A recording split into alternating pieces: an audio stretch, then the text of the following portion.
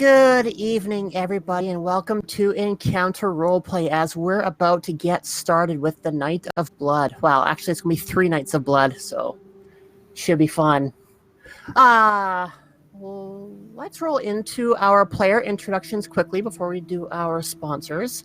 We will go around the proverbial table, starting with Charlie to my left. Yes.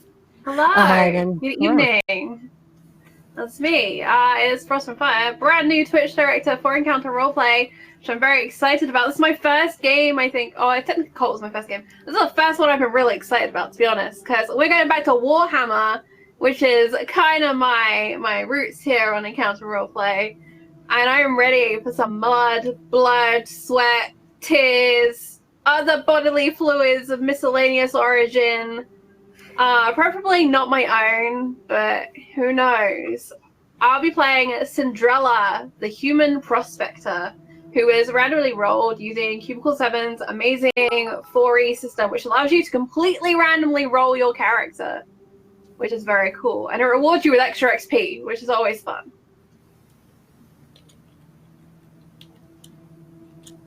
Yeah, the random character generation is one of the... It was one of the first things that got me hooked onto the Warhammer fantasy stuff. Oh, Charlie, you are muted, I think. No? Unless something went down on my side. I was just not making any sound. I was just dramatically miming with my book. Oh, Jesus. Which is my prop. But this is the 4E core book. It's a beast. I've got a couple of bookmarks in it ready to go. I'm very excited. Should we hop across to Birdie? Yeah, I think so. Hi, everybody. I'm Birdie, aka the Birdiesaurus, and this is my first foray into the world of Warhammer altogether, except for the shows I've been cramming into my brain over the last couple weeks. But I'm playing Madeira, and she is a human river folk. It's gonna be interesting. It's gonna be one big trash fire, but I'm ready for it. And she's my sister. I wasn't sure if we were revealing it, so I didn't want to say anything. Oh, well. Not in real life, like on the show. What the hell? Sorry. I figured they'd find out pretty quick anyway, so it's fine. What's that show where you like investigate your family tree? We're doing that bit in Warhammer tonight. We're slowly revealing how we're all secretly related tonight. Oh, this is gonna get awkward. This is going to get really awkward. Speaking of awkward, Zippy, how are you doing? There's a segue. That is a segue. I'm doing great. Hi, I'm Zippy Zippo, and I'm going to be playing a high elf, Prince of Calador. I told you, awkward. There's always one. Gotta be an elf. Is there anything we can know about our wonderful high elf? Yes. This isn't my first rodeo with the Warhammer fantasy lore. This is my first rodeo with the tabletop RPG. I'm really excited about it. When I got it, I was like, well, let me just crack out all of these old codexes I have and let's flip through them, shall we? I too used the character generator, and I got everything that I could ever want. I got a high elf, which high elf lore is my bread and butter. So we'll have to see how this goes. I would say you were doomed, but it sounds like fortune and fate were on your side and you did get what you wanted. Of course. I mean, elves are practically immune to chaos. They were created to fight it. Yeah, tell that to a Laro. All right. Ham, how are you doing tonight? Not too bad. Gonna try this whole role-playing game thing I've heard so much about. Yeah. Dice? I'm with dice. Wait, this involves dice? Oh, is it like gambling? I am playing... Well, I'm playing Grum. I'm a dwarf shit sweeper. A noble profession. Also randomly created. Randomly generated. Awesome. Important question. Does Grub still have his full beard? Is he still a full honored, full-blooded dwarf? Oh yeah. They're nice. Shapely. What color is his beard? Shapely? A shapely beard? A lovely shade of bronze. Ooh. Speaking of lovely beards, Hope, how are you doing tonight?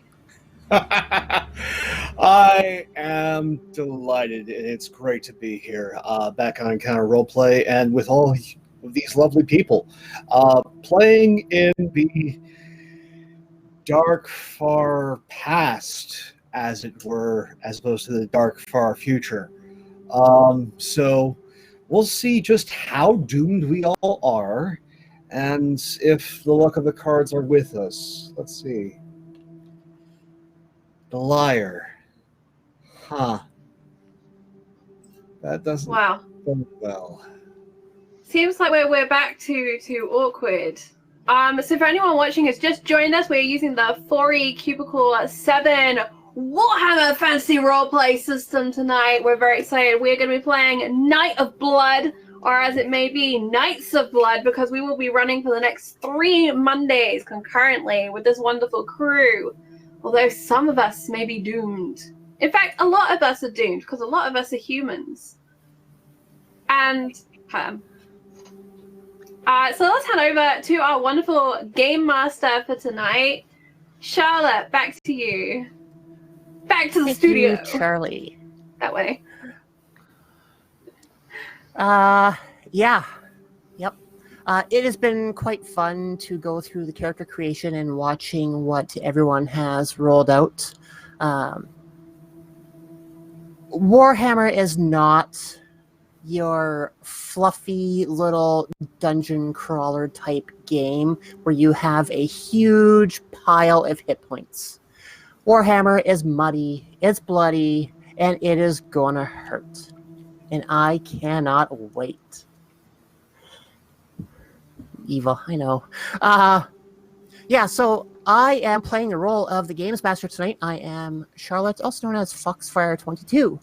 I have a slight little love for Warhammer Fantasy, and anything that falls in that, just a little bit.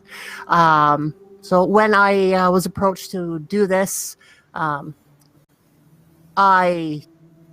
said yes pretty quick. It's a newer system for 4E for me to run, but the universe itself is something that I've been dug into for many years. My first Warhammer Fantasy Roleplay edition was the first edition. I have that upstairs. I've looked at second edition, I've skipped third, and now I'm into fourth. I operate the Rat Catchers Guild Discord. It is like your main Discord on Discord servers for Warhammer Fantasy Roleplay, where we actually have a lot of the some of the developers for both Warhammer Fantasy and the upcoming Soulbound in there with us, and we have had a chance to help with the development of the game for many people by being there to ask or to answer questions that anyone has, and the developers have been instrumental in answering a lot of those that we have had a hard time dissecting. So if you come over to the Encounter Roleplay Discord, which I'm going to drop in chat right now. Oh, wait, Will beat me to it. Or is that Will running Encounter Roleplay? Anyway, yeah, so come join us in the Encounter Roleplay Discord, and we can discuss any issues that you have with the game, or if you want to talk about this episode. We can. Couple of things to shout out, though, before we dive into this episode, and let Charlotte unleash the mud, blood, tears, pain, Slaneshi, chaos fighters, and whatever else is lurking in the dark for us. We, of course, want to mention the wonderful Fantasy Grounds, which is our virtual tabletop of choice, where we will be playing tonight. whalengames.co.uk. Go and check them out for all your war games, board games, tabletop RPG needs, and more. Especially go and check out their miniatures selection for up to 20% off regular retail price. Can't forget to shout out the wonderful Cubicle 7, who, of course, have produced 4E. Go and check out as well their wonderful... Is it the starter kit, Charlotte? Correct me on what that's called. Is it called? Yeah, Quick no, Start? it's the starter kit. The starter kit, yeah. Much like your D&D 5e or your Pathfinder, there's now a starter kit for this game, newly launched, as well as a number of little modules that will be rolling up. And last but not leastly, hit that retweet button, because when we hit 20 retweets, we will be giving away a set of tabletop loot dice, which is always my favorite part. So stay in chat, keep an eye out for that. That will be coming up. Of course, you can interact with today's show. If we do something funny, pull a strange face, or melt into a horror-infused puddle, clip that using the little Twitch feature down below. I'm seeing Herm panicking because that wasn't in his waiver, but it'll be all right. I'm sure it'll be fine. It's going to be okay, guys. And you can also donate to affect the games, giving us critical successes, critical fails, and more. Just check out that donate command over in chat, which is that way, I think. No, that way. That way. I'll get it right one day. Yeah, it's that way. Wherever your Agent chat of box is Chaos. located. Yeah, thank you. Exactly. Wherever it is loaded. So, where are we located, Charlotte? You are located currently in the Empire, on a road between a few different towns, which I don't have names for as of yet, but those will come. Yeah, so I think we're ready to get this going, right? I think so. All right. Tall trees rise up on both sides, with a strip of tall grass separating the road and the tree line. The color of the tree starts to bleed off as night descends. What was a rich green now fades to black. With the encroaching darkness, the trees seem closer, almost claustrophobic. The temperature has been dropping noticeably for the past hour and is chill enough to show the breath in front of you. The smell of the air is shifting from the soft smell of forest decay to a crisp, refreshing odor. And walking along the rut-laden dirt road, small critters can be seen running across the road in front of you from one edge of the grass to the next. So as the five of you are walking down this road, are you doing anything in particular? Malathandriel would be riding his horse, because I get one of those fancy things, while all the other lesser beings are tailing behind me.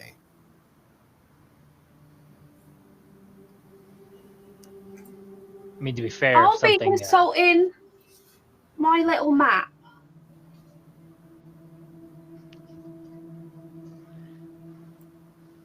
I think that Madara is at this point probably a little tipsy and trying to pick fights with Cinder for no reason. Just like, why would you step there? There is clearly something there. Why would you step in that hole? You're going to trip every time you do it. I didn't mean to. I was looking at it. There's a smudge in the middle. You need to watch where you're going. Just watch where you're going. That's all I'm saying. That's what I got you for. You got two eyes, I think. Usually. Would you please stop bickering? All the beasts for Well, tell 1,000 your horse to miles. watch where it drops its droppings. Got them in my way. Oh, I feel like I'm babysitting children. According to this, should Children be are up more past pleasant. the pine trees. Excuse me, you got a problem? I thought we'd agreed.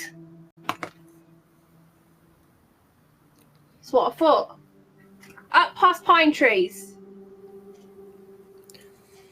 We are in a forest, surrounded by pine trees. Cinderella, please. Your crudely I've got an drawn X. map. Oh, very, very well. But do you have any form of legend? Any way for me to measure how far we have to go to get to that X? I told her to just get a bigger map, but she didn't listen to me. Look, this was the only map I could get. And you know it's legit because it's got blue on it. I can't afford blue ink. Can you? No, I didn't think so. It's got squiggly Can we lines. go though. to the Maybe. blue? I'm hungry. I can just want some fish. At that point, Oh. Melathandril looks down at Cinder and then looks at his leather, which is dyed blue. The brilliant, brilliant cobalt blue of Calidor. No. Unfortunately, I don't think I could afford blue dye. Well, fancy ears, why don't you read the squiggles on the map for me? Maybe that'll tell you some legend or something. Very well. Please, hand it over. And she'll pass it up to Melisandre.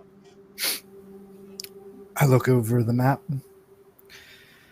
I brush some of my red hair out of my face. Crumples the map up and tosses it to the side. The map is useless. We will find our own way. Excuse me. No. We all made an agreement here, and all she's trying to do is get us to where we said we were going. You don't get to act like a jerk to her. That's not how this works. I am on the highest horse, so I tell us where we are going. Why don't you turn your horse around and ride his high little ass back to town, huh? Well, you're going We to can be get there feeling without unwell. you. Very well. Goodbye, young humans. I will find glory elsewhere. And he begins to turn.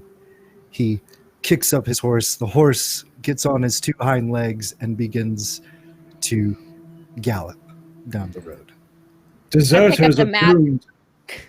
I put it real nice and straight again, and I hand it back to Cinder. Here's your map, honey. Dropped it in a puddle. And you're right, deserters are doomed. What he said. It's a good line, that. I like it. It's an old military one. You were soldier, were you? No. Soldiers get paid Oh. though. What was you then? Well, I've had a talent for reading people's fortunes. There's a lot of suspicious captains in the army. And, well, they pay decent enough, especially in trade. That's where these You came do from. Oh, you do doom and doomins. Makes sense. If you can tell fortunes, why haven't we found the place yet? Why are you here? Who even are you? I don't know who any of you people are except for Cinder. She's Grum and myself are here at the bequest of Lord Howerstack. Oh, what now? You have Who? Lord Hardstack. He's a noble. Yes. Lord, what now? Money behave. I'm sorry, I'm just hungry. I haven't eaten all day. I've never known an empty belly to cause the giggles. It does when it's filled with other things. It's fine. Don't worry about me. We'll get there eventually. Wait, tell our fortune. When are we going to get there? That involves time and effort, and right now the weather seems to be turning for the worse. It's Not just a little wrong water. about that. I'd suggest we make haste, try and find some shelter. At least maybe there's a fork in the road somewhere. Get some bearings. Hey, Grum, got a question for you. Yeah. You think Princey Boy's going to be alright on his own? Because, I mean, I'd rob him if I saw him on his own. Not the right question. Oh? What's the right question, then? Do I give a shit if he gets robbed? No. That. I like this guy. That's right. Good dude. Dwarves are good company and better drinkers. Well, there Yeah. you go, Hey, then. When now we make wait a camp second. tonight... When we make Challenge camp tonight, accepted. Muddy, Okay. we can put a little wager on it. We'll see who can drink who under what table, if there's a table. Yeah. Okay. Sometimes there's not We'll a make table. a table. I'm We'll just going to make it a continue table. walking. Just walk straight ahead and just... plodding forward. Pine tree, Grum. So what brought you all Imagine here? this keeps going on. What is the deal with the map? So when I was drunk one night, which happens when you're bored and it's muddy all the time, I made a little bit of a swapsy. I swapped my mine for the map because it's got blue on it, and blue means it's legit. And the guy said it's got treasure, and legit treasure's what I want. Problem was I was over here, and there was a blooming great river in my way. But good news for me, I know someone who knows rivers, so I'll go down, I meets up with my sis, I says, look, got legit map, treasure. And she says, I need some of that, I got bills to pay, got life to live, rum to drink. So off we go down the river a little ways, and then we realise that we're going to need supplies and supervision probably, because inland is inland, and she don't know nothing about inland. So we go to town, and I think that's where we met Grum. And Grum says, I knows a guy, right? That's how it went, right, Grum? Yeah. Yeah. I may have mentioned it once or twice at the bar. Also, I would just like to say, I'm only on this thing because she can't be trusted alone out here. That's all. Is she gonna rob the squirrels? No, she's just a kid. Don't get near her. She probably will rob the squirrels, though, to be honest. If they're hiding anything, she's gonna find it. Yeah. Yeah. Are they hiding things? Are the squirrels hiding things? Usually. Yeah, you're right. Usually are. So your little indiscretion at the bar was heard by my employer, and Lord Hardstag decided that I should help. I am overjoyed at this. Clearly. Fucking little birdies everywhere going, tweet, fucking tweet. What's wrong with birds? Birds are brilliant creatures. To eat. They know when all the trouble's around. They show you where the fish are. Bring you worms. Well, technically, they pull the worms out of the ground and then you shoot them and then you get the worms yourself. But that's regardless. They're definitely helpful. Yeah. Anyways, get to the bit where you introduced us to your buddies. It's a good bit of that story. I like that bit.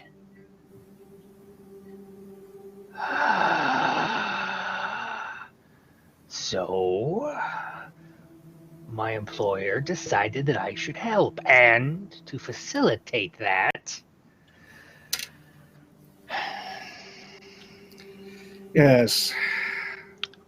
His lordship wanted to know if this map was legit, and consulted with a seer of things. According to the cards, that there's a high probability that the fortune is real. The map, its accuracy is in doubt. But the treasure is probably real, more than likely. And that kind of fortune would help fill a family who's on the downturn's coffers quite well. And so investments were made, and Grum's the muscle and the Lord's insurance. I'm more here to make certain that the owners of the map keep on task and we all end up following it correctly. Also, try and keep whatever buffoonery to minimum.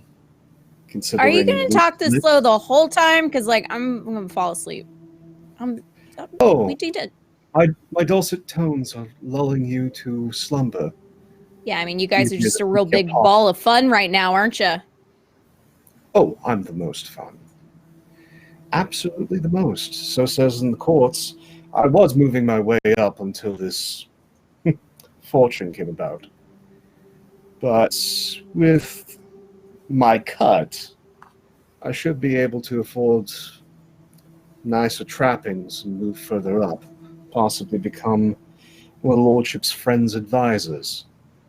Get myself a place to stay instead of at inns performing.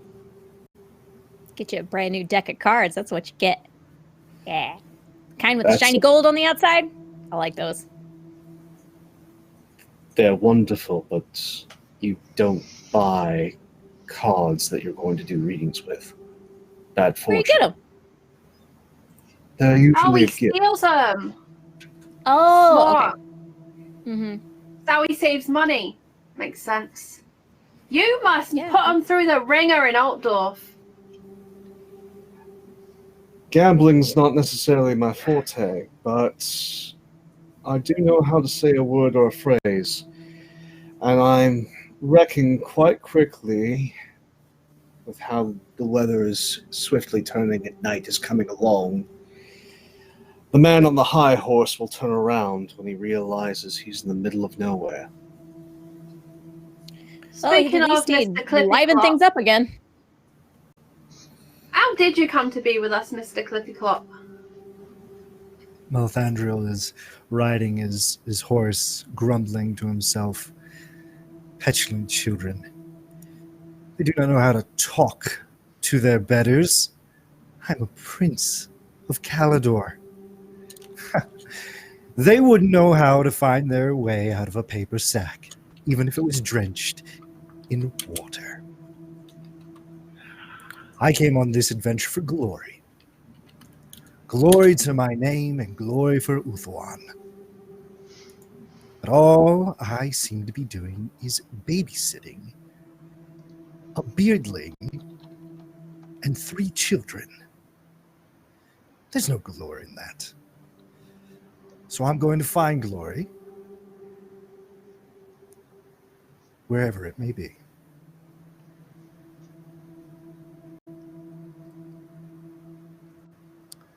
So, as you're walking along the road, up in the distance, you can see the road curve to the right.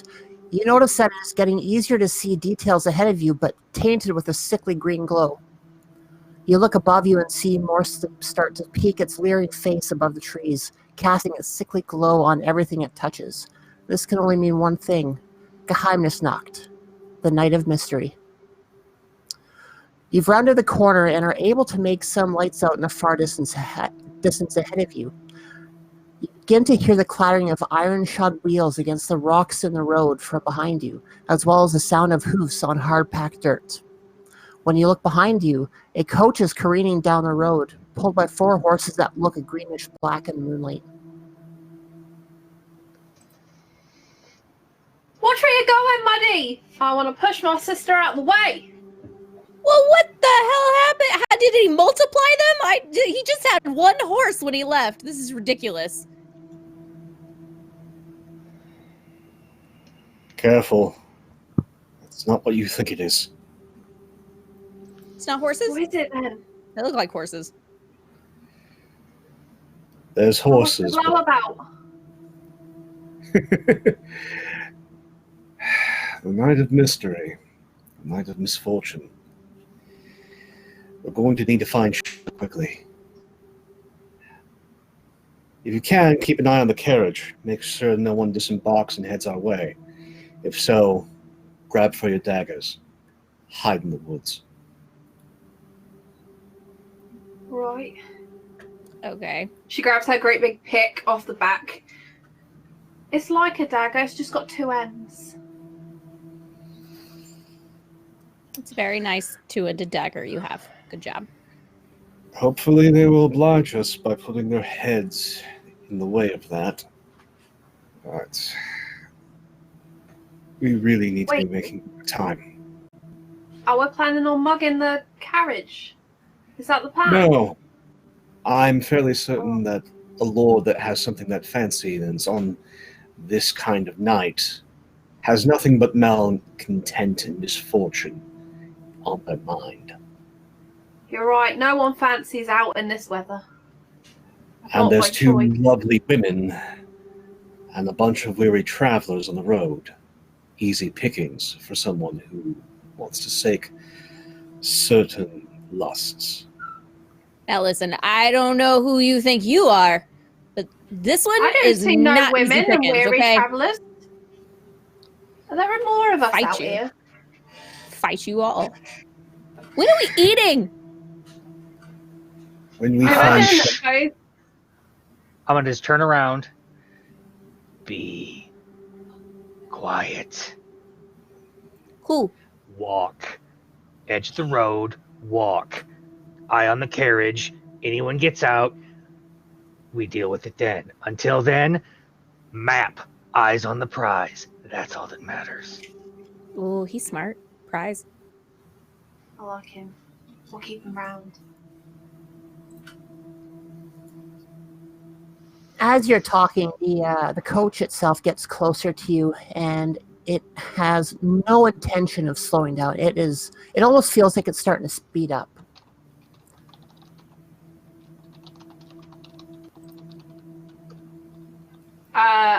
Cinderella is just going to duck down into a bush as it goes past and try and peep in the window because she's super curious about who's in there and if she can see anything interesting.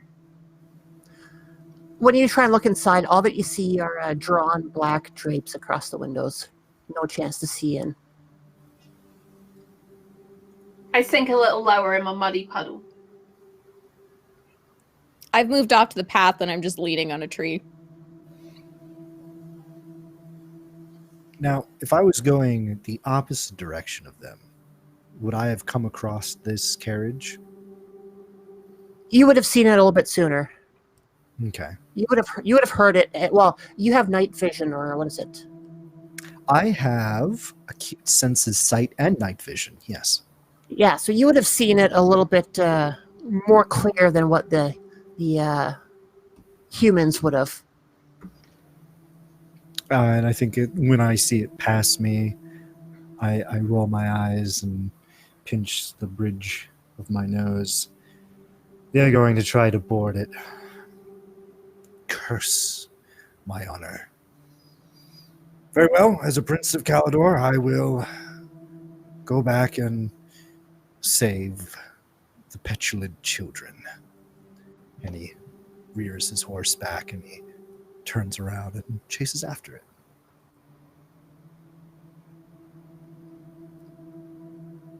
Are you digging spurs into the horse to try and catch up to it, or are you just going at your horse's normal run speed? Yeah, I'm not going to push the horse any harder than it wants to go. Yeah, you try and keep up to it, but the cart gains ground away from you as the horses that are pulling it they're really being pushed. As it passed by you, you weren't able to see any driver.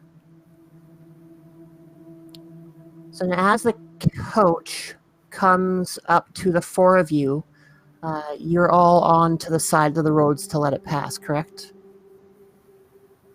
Yeah, it just goes barreling past. It doesn't even give you a thought, and it keeps on going down until it's out of sight.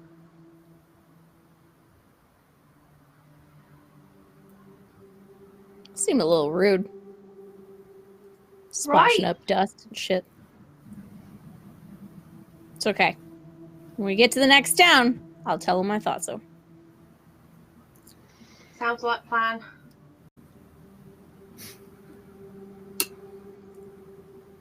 Speaking of, where are we going to go from here?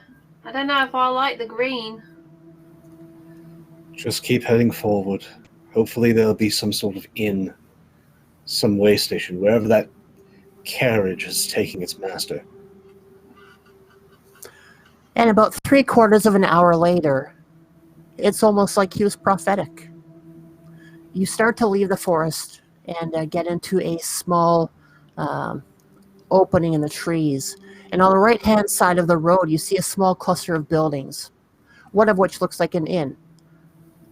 All the windows look like they're boarded up from a distance. You can see small little slivers of light shining out.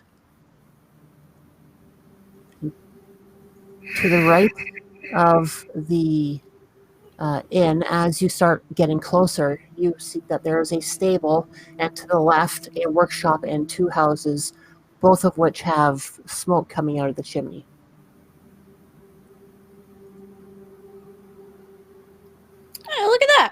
Looks like those cards actually were right.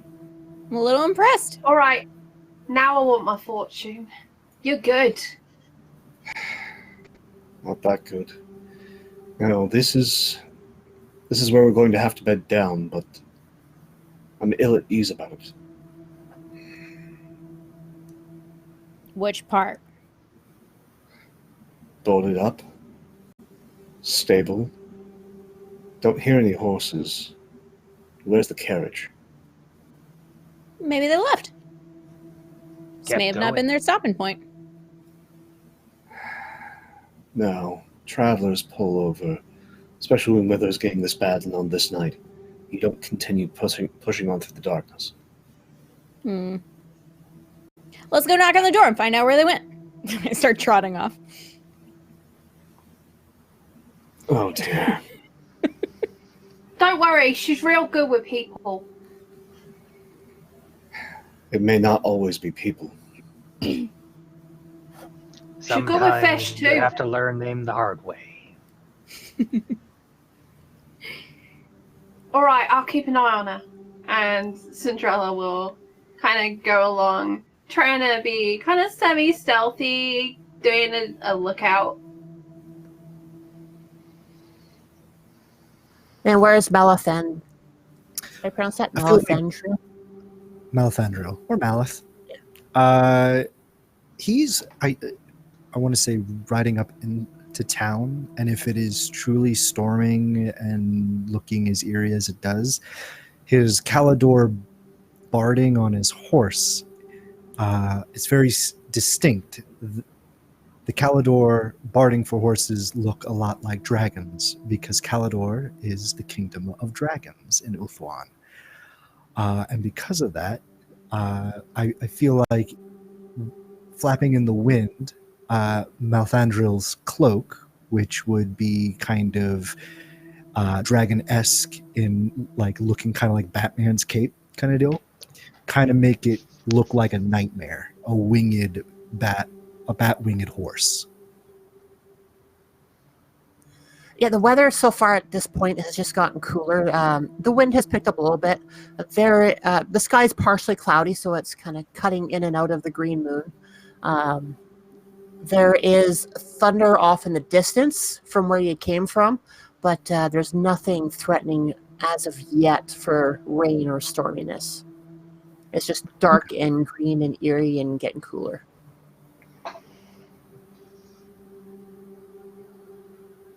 So for those of you who aren't familiar with the Warhammer universe, there are two moons. The one that is out right now is called Morsleep. It is a green moon made out of warpstone, and that's what casts the green on the Earth as it goes overhead. And it only rises, I think it's like twice a year, during this night and at the opposite, kind of like our equinoxes almost.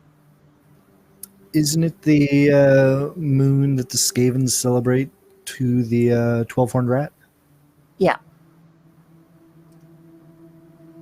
Skaven don't exist, though. I don't exist. They play by their own rules. Yeah, and very loosely at that. So is there a particular lore or something like that that common folk would attribute to that twice a year occurrence? Yes, yeah. From an early age, you would have been told rumors and myths about Morsleep, and every year, whenever it's getting to rise, your family would have boarded up the windows, kept everyone inside. Nobody ventures out on a night like tonight. Ill tidings are brought with it. There are certain times when the moon rises when people swear that they see a grinning face or a leering face coming off of the moon.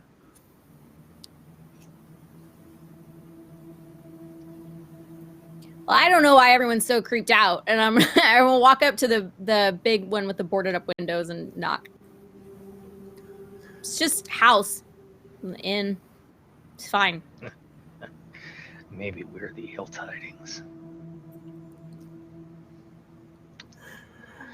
You're going to knock on the inn door. Mm-hmm. Nobody answers you, but you hear there's noise coming from behind the door. I'm gonna call out loudly, excuse me, hi, sorry, I know you're all boarded up for the night, but it's dark and we just need a place to sleep. We'll pay you. I have fish. Well, I will have fish. I can get fish. There's water nearby. Anyways, it's dark out here. Can we come inside? Hello? From inside you hear, go away! I look at Cinder and that was kind of rude. Is this like a? Yeah, I'd probably say the same. Is it like a wooden structure, or like stone halfway up, or? Yeah, people stone halfway up, the rest of it wood. The door itself is wood. I'll say very, very quietly, be a shame if it burned down. Loud enough for people to hear on the inside.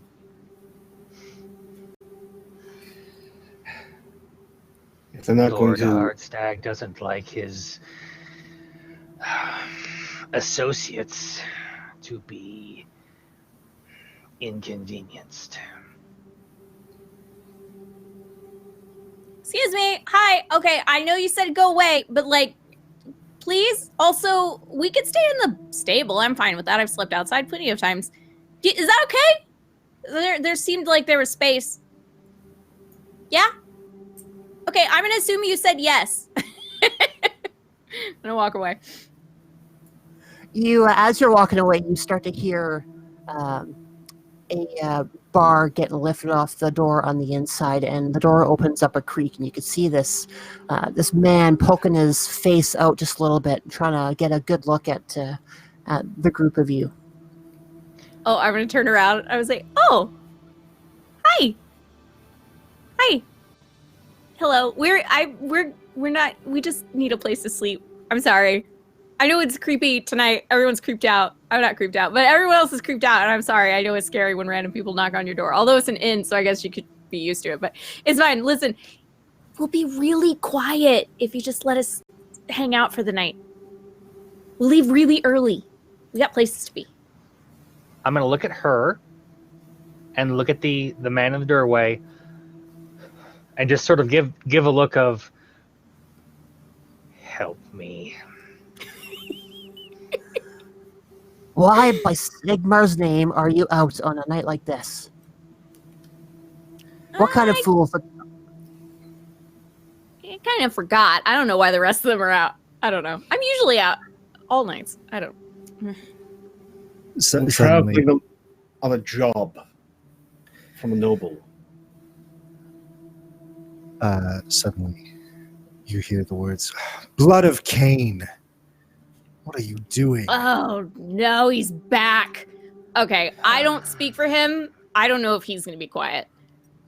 I'll be quiet. I find that hard to believe. He opens the door for the groupie to come inside. Thank you, thank you, thank you, thank you, thank you. That's so I will sweet. give him oh my God. a bow and go in. Make sure I sort of, kick the dust and dirt off it, in the doorway before I enter as much as human, take my little brush out and go on in. I'll refrain from entering as someone's going to have to help His Highness stable his horse. And I've got an odd feeling. I do not require assistance stabling my horse. I do not fear the brother of Cain. By all means then, Master Elf. Do the work yourself. And with Upon hearing that, Upon hearing that you have a horse, the innkeeper says to you, "I got a horse, eh? Over in the stables, there should be enough room for you to put him in for the night. There should be some feed in there as well. The door's not locked; it's just barred." Thank you. And he turns and he gets off his horse, grabs it by the reins, and leads it towards the stables. He removes the shield, the Calidor shield that he has, and he places it on his back and fixes his weapons. He thinks about taking the lance, but decides against it, leaves it on the barding, and locks it up.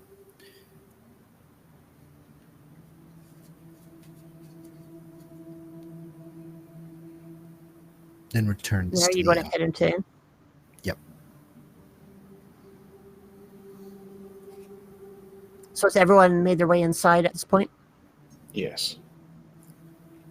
And so as the last of you get into the building, the innkeeper closes the door behind you and puts the bar back down.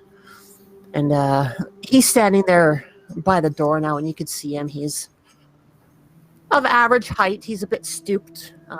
He is balding, looks roughly around his 50s, and he has a cane to help him along his way. You see that he has a limp in one of his legs. And as you look around the inside of the inn, off to the right, you'll see a counter with kegs of beer stacked behind it, and behind the counter itself, you'll see a matronly-looking woman, which is his wife. On the far wall, there is a fireplace which is lit and burning bright and hot, and there are two other people sitting in the inn itself, sitting at a table, hunched over their cups, just looking at you from the corners of their eyes. The innkeeper turns and says to you, "I'm sorry for the rude reception. It's not too often that we get people out on a night like tonight. There's been a lot of strange dealings over the last little while, and it's really hard to trust people nowadays and try to keep me and my own safe. Please accept my apologies." It is fine. If I knew that tonight was a night where the Chaos Moon would rise, I would have suggested we waited until it passed. At the mention of the Chaos Moon, you hear a little, like a whimper come from his wife behind the bar. I would not fret, my dear lady. Moore sealed that portal long ago. Yeah, don't be scared. It's just a moon.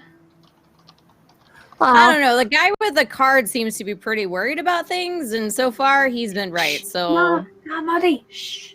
Oh, I mean, never mind. He's been wrong about everything. He sucks at his job. He's so bad. It's not the Remind me, that's my next Barker. It's not the moon that worries me. It's our son. He's trapped out there right now. We don't know where he's gone. He went out this morning to get some wood, and he has not returned. Oh no, that's not good.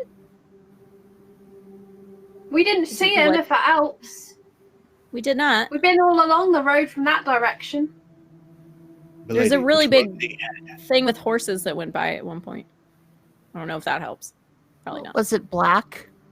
Yes. It was a black carriage with no driver, being drawn by very swift horses that would put the horses of Illyrian to shame. Wait, no driver? Are you drunk? I thought I was the one that was drinking. Did you steal my flask? Hold on, wait. No, it's still there. We elves have a preternatural resistance to alcohol. Your swill would not addle my mind. I don't know. You haven't tried the stuff I make yet. So we'll have a drinking contest later. It'll be amazing. Very well. There's forest all around. How far did your son go exactly for wood? He wasn't supposed to go too far. How old's your kid? 20, 21 now. Oh, he's not a kid. He'll be fine. He will always be my child. I mean, as you can see, my husband and myself were not as healthy as what we used to be, and he helps around a lot around this inn. Without him around now, I'm not sure if we could make it. But hearing about the black coach on the road, it doesn't... That's ill tidings. Every year on this night, a black coach is said to be running down the roads from town to town, and it doesn't matter what year or what else happens, there always seems to be a child that goes missing. Well, with the chaos moon high in the sky and the dangers that are abound tonight, it sounds like glory. What a glorious quest that you have bequeathed to me, madam. You know what? In the name of the Phoenix King. It's fine. I'll go save him. I'll go out there. Yeah, so we got this. Don't listen to him. Wait. Muddy, wait. Xerex, what'd your cards say? I see them. You got them out. What'd they say? They say we go? They say we stay here where it's nice and warm and dry and safe and everything? Corzin, Oh. there's bad tidings tonight. Not everything Yeah, we already knew that part. seems. Which is even more of a reason for me to go. You're going to need your You're shield, looking master. for a courtesan? The courtesan within fortune symbolizes deceit, ill intent, malevolent forces, and darker things. That's 2 liars we got tonight then. Yes. Yes, it is. Maybe it's just. Yeah, I mean, You know, that there guy was a said he was going to courtesan. go back home, and then he turned around and came back. That's a liar to me. I can't trust anything he says now. Neither Muddy, can was you. there a courtesan on your riverboat? She seemed honest enough, didn't she? Yeah. She seemed like a nice chick. Yeah. I'd That say so. young man has any hope, She you need was to leave now. indeed very nice. I'm I don't going like to your look tone. directly at the innkeeper, at his wife, and repeat the same sort of like,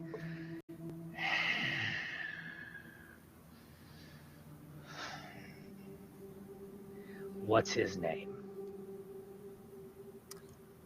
You tell me, what is his name? Keep in mind, this is like a Germanic setting, about 1600s. Heinrich. That was the name of my brain too. Our boy's name is Heinrich. Very well. As I said, in the name of Prince Imric, I will go and get your son and bring him home. Oh, may Sigmar Oh my bless gosh. you. In the name of Heinrich, I will go and get your son and bring him home. I'm telling you, this guy's bad news. May Sigmar bless We're you. going. Thank you. In the name of being contractually obligated to help them, I'm going to. By the blood Thank of you Cain, so much, why Master are Jordan. all these young... You know what? Fine. Fine. You know, We will go save the child together. Oh, look. Yeah, See, well, now that's well, what I've been looking for. will you tell him it's bad luck to keep using the K word all the time? He won't listen to Kid? me. Oh, yeah, I will speak the name of Cain whenever No, I feel. no, you shouldn't though. It's bad luck. Even I knows that. Especially on a night like tonight with the moon all green and people going missing and black carriages that are bad omens that come around every year this time like something grim out of the dark. Well, lucky for you, I was blessed by Surin. Bless you. Gesundheit. And as they all continue jabbering, Xerex walks back out the door into the cold. Do you have any keep going. salted fish we can take? I'm hungry. I thought we were gonna. Oh god, yeah, give her some food before she whinges the whole way. Yeah, she The innkeeper's wife moves to the back room and gets all 5 of you a small bundle to take on your journeys. She has 2 like wine skins that she tops up with ale as well and hands them to Groom and Xerix. Good Oh, choice. you're just about my favorite lady in the whole planet right now. Thank you so much. We're gonna go find him. It's gonna be amazing. That's the least I can do. Thank you. Celebrate. At the very least, if her mouth is busy chewing, she won't be speaking. She chews with her mouth open. Which is very barbaric and disgusting. I want to make sure you don't have a mouth to speak with pretty soon. Is all you need to know. Okay. We'll break your Right, teeth. Muddy, Is what I'm alright. saying. Don't worry, Yeah. I know she got manners, Muddy. I know. Just stick with me, Muddy. We'll be alright. Let's go. Xerix's gone. He knows the way. He's got the All right. cards. Let's go. Does he really know the way? He knows I a hope way. so. As you start to move towards the door, the innkeeper turns to you to give you directions on where to go. He says that his boy was last seen heading towards the Standing Stones. Where is that? So what you'll need to do to get to the Standing Stones is go across the bridge and to the right of the fork. Got you. And Cross you'll the see bridge. Cinderella will look at the map, and she'll actually see a bridge on there and a forked road which goes to the right. All right. Cross the bridge. Left of the fork. Got you. Right of the fork. Left of the fork. Did someone write this down? No. I have a memory like a steel trap. I'm gonna write it down. It's alright. Wait, is the right southwest or southeast? I got a skill. It helps. I always know where north is. If you know where north is, you know where the rest of it is. I don't think that's how it works. I think it is. I'm sorry, Game Master. What did you tell me? Which way is it? Southwest. Southwest. Got it. That's awfully close to where we gotta go, you know. Got it. Very well. As Melisandro opens the door. Well, into the fray. It's going to be a glorious night. Okay, bye. Just walk out before he can get through the door. The husband and wife call after you. Thank you so much. May Sigmar guide you on this journey and return you safely with her son. And may Surin bless you. As I move down the road, I wonder how much of their son we have to bring back for it to count. At least That's a valid some question. token to prove that he is either dead or his body. Maybe he still lives yet, but I doubt it. Humans aren't of strong stock, unlike you, Beardling, and that is the only compliment that I'm going to afford you. Master Elf, It's good I don't give a shit. I'm fairly certain he's alive. I'm not certain that we're going to be able to bring him back alive. Ooh, a challenge. I'll go against fate. What makes you say that? Staring at the moon. Wait, Stand- it's looking here now. No, Stand. he went near an old place on an ill-fated night. There are terrible things It's afoot. kind of like a story, isn't it? Once upon a time, boy goes out to get wood near a stone thing, and the moon is bright in the sky, and then he What a- disappears into nothing. And some Is that the would-be one travelers who come them? up the road. And they Fortune discover a glass slipper in a puddle. That's the story, right? That's how it goes. There was something about a wolf, I think. Definitely there was a wolf I forgot involved. about the wolf.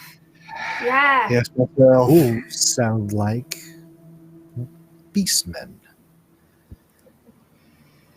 Ain't no such thing as beastmen. Next you'll be trying to tell me Skaven are real. Oh, Cinder, I could tell you tales. You know, Go on my then. woodland cousins, they're known Oh. to get into wars with them. Master Elf, are you going to be grabbing your horse? You know what? I think I'll leave it stabled for now because I feel like if I grab my horse, I would be tempted to leave you behind and take all the glory for myself.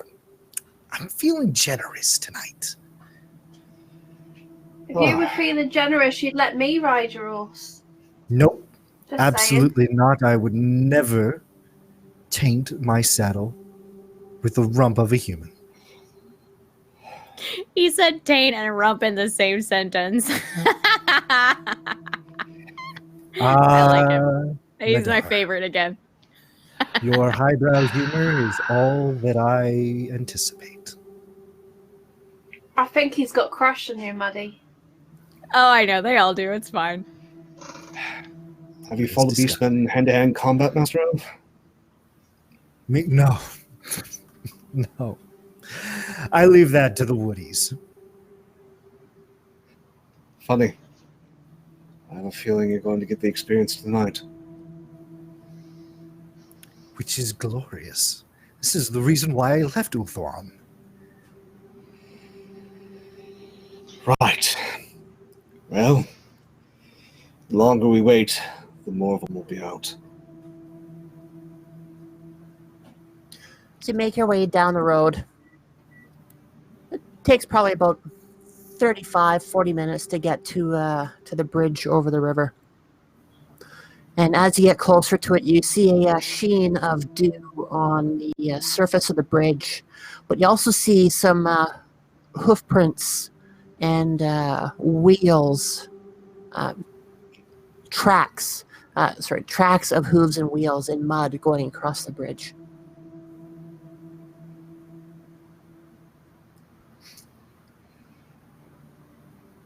Which way are they going? They are going in the same direction as you. Okay. Well, I assume that if we follow these tracks, we will find our carriage and our quarry. Yes. Good job I brought my axe if we're going to a quarry. Wrong type of quarry, Cinder. I do like your input, though. This is not the quarry. That's not. And he just pats her on the head. Oi, I like my hat the way it is, thank you. This 6 Right, foot southwest. 9-inch elf. Oh, I'm 6 foot something. I forget how tall I am, but I'm pretty tall. 6'1". I'm pretty tall. That's hilarious. We have 2 tall women, an elf, a 5'8" human male, and a dwarf. He's tall for a dwarf, I think. I am. Told ya. See, no one's That's gonna mess the with us. We're a terrifying group. No, Terrifying. that's the thing with the gods. You get a choice when you are being born, height or brains, and proceeds at the head of the group.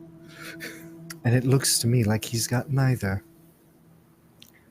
That's Oh, damn. Okay. I'm starting to like you more. We're going to be friends. This will be fine. Did he hear you? I think he heard you. That's great.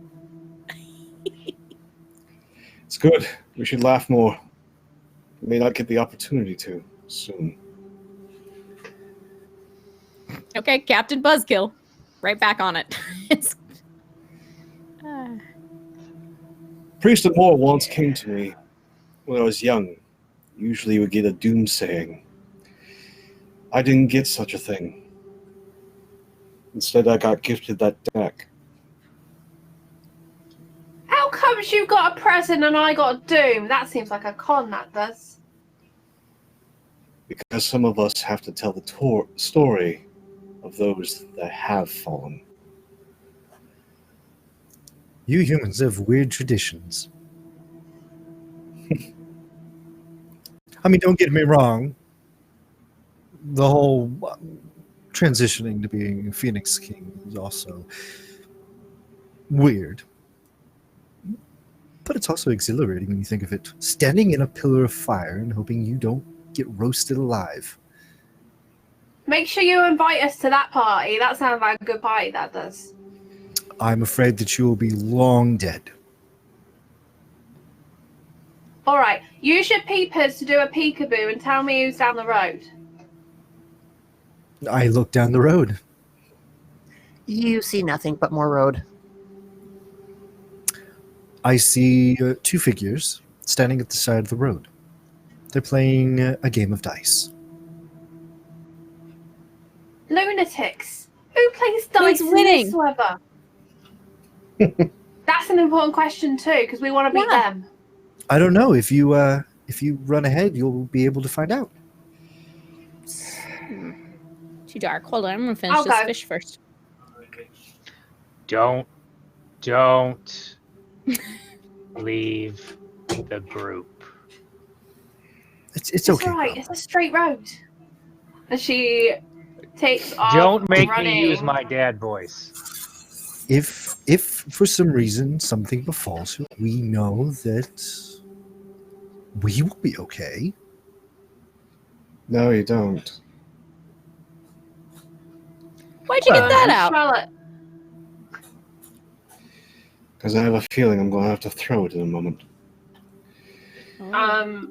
Cinderella's going to use her rover feat, which gives me advantage on stealth in rural locations. This feels pretty rural.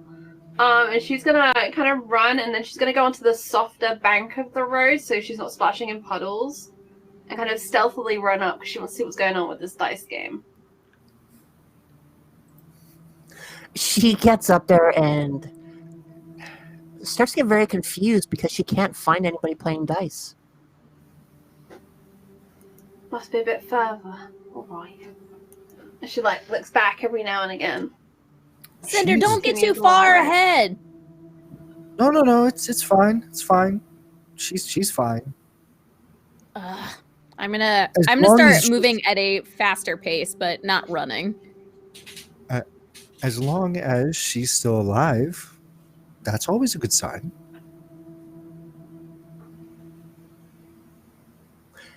You are moving along the road a little bit more.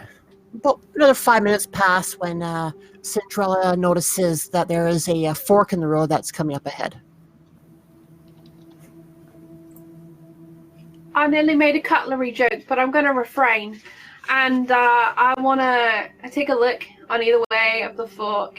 Don't see these dudes playing dice, and she's going to bring out a map, take a look at it, take a look at the trees and see where the moss is growing, figure out where north is, check the stars, check the moon is still there, because of course it is. And then she'll go to the southwest fork, kind of forgetting the whole dice game now and becoming intrigued by the direction she knows she has to go. Has everyone kept up enough to see which way she's going to go? Yep. I would have tried to have pushed ahead just enough to, again, not completely split the party, as that is wrong and a deep sin. Plus, contractually obligated. I'm probably halfway between the main group and her. All right. Roughly how far ahead do you think you've gotten from them, Cinderella? I'm going to say, I don't know, maybe 100 feet or so, because it's pretty crappy weather, so she can't full sprint, but she's moving pretty quick. And in D&D times, it would be like a double dash type situation that she's trying to pull. But difficult terrain, hopping that back down to like a regular dash, so probably like 100 feet or so. I am going to understand what you're talking about with dash and double dash. It's just basically twice your normal movement speed would be a dash. Or an additional movement speed amount. But yeah, she's running pretty quick. She's kind of used to rural areas. And she's excited. She's kind of caught onto the sense of this mystery, and she wants to know what's around this corner. Yes, as you take the path to the southwest, you would just see a straight path going ahead.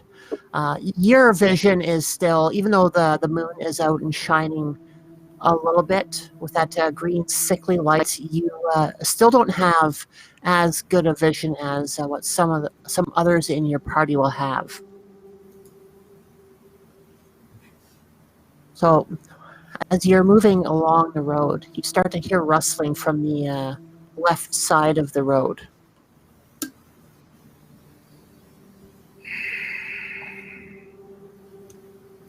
And she'll kind of slow her pace and kind of pivot towards that sound, squinting into the foliage, trying to see what's there, really hoping it's a squirrel. Really hoping it's a little fluffy-tailed squirrel. With a huge purse. Right? Freeze frame, murder voice. It was not a squirrel.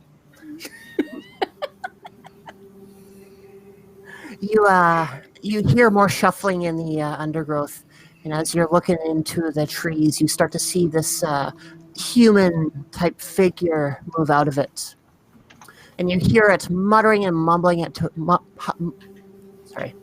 muttering and mumbling to itself. Dance and move and sway, and dance and rub and move. And as it comes, I'm gonna stop watching Hermley. As it comes out further in the trees, you see a human, a person. It has dark spots along its body where light shines off of it. It's a little hard to get a decent look as to what exactly is going on, but it is slowly starting to make steps towards you. Heinrich, your mother sent us. Have you been drinking? I'll get the urge to dance when I've been drinking. Heinrich. And like that hand is going back for that pick. She's just not sure. It doesn't acknowledge you talking to it. It's still muttering what it was muttering before. And it is still getting closer to you. It's probably now, we'll say, 5 meters away. No. Heinrich, if it's you, put your hands up. Both of them so I can see them. You see the figure put its hands up and start to sway and move its hips a little bit in a dancing movement as he comes closer towards you. Melisandre is going to run past Cinderella and pull out his shield and hold it up towards the thrall. I have a run of 20. You have a which of 20, sorry? A run of 20. Okay. That's Yeah, you'll be able to get up fast. there. It's not making any quick movements towards her. It's a steady loping gait, dancey movie thing. I found him, Malice. It's just been drinking a bit, I think. I'm going to look at him with my night vision, and I'm going to tap into my sixth sense. I get a strange feeling when I'm in danger, and I can react accordingly. When you look at him, you're able to see more clearly that the dark spots on his body are chitin plates. Chitin or chitin, depending on. Mm-hmm. Like they're armored plates scattered over his body. Does this look anything like it's like a mutation? Does this thing Yes. look human? Okay. It looks human. You would have a good idea that this would be a mutant. I'm just going to take a swing at it with my hand weapon. Okay. So yeah, I think your trait on that one would give you enough of a head start to preempt the attack. Has everyone else tried to catch up, or are they going at a decent speed? I'm probably standing right behind Cinder now, just staring, like, what is happening? All right, so just let me get your character sheet open up quickly. Mm-hmm. All right, so the way that combat is going to work in this, normally if everybody is on the same footing, initiative will be handled by the person who has the highest initiative, and then going down from there. We're not going to worry about rolling any modifiers onto that. Your initiative characteristic takes care of that pretty decently. So when you go into combat is going to be handled with an opposed roll. So every time you go to attack a creature or a creature goes to attack you, both parties get a chance to roll. And the way that the opposed rolls will go is, regardless of whether you fail or not, the person that comes off with the highest SL, which is a success level, wins that current round of combat. Now, just because you win doesn't mean it's always going to go in your favor. If both participants fail their rolls, the person with the highest SL will still win. But if you roll doubles, that will be either a critical hit or a fumble, which would also play into that as well. You can fail your rolls, but win the opposed test, but still have a critical success or failure fire off on that one. There's a few different things that'll go on as we go through combat, but we'll deal with them as we get to them. So you are attacking with your sword, correct? It's just a hand weapon, so it's not a sword. But yeah, we can flavor it as a sword. I feel like it would be a sword. Yeah. Hand weapons cover off your standard swords and whatnot, like swords, small axes, anything that would be a weapon carried in your hand. It's just named hand weapon for ease of rules, so we don't have to have every single weapon listed out. You have a short sword, a long sword, a broadsword, a hand axe, a hatchet. A mace that looks like a hand. Yeah. Okay, so he's going to swing at it with his sword. Okay, so then you are going to roll your weapon skill. So that would be rolling on a... It's a group basic, so would I be rolling my melee basic skill? Yes, you would, yeah. Okay, which I have a 45. Cool, yeah. So on fantasy grounds, you would hit /die D100. Okay. I think. Yep.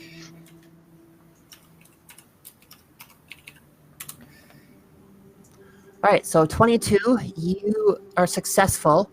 Now, we are using fast SL. So what that means is the closer you roll to your target number, the better. Because your SL right now on a success is counted as your tens mark. So your SL right now is 2. And then I have, for this mutant, defending with its weapon skill of 30.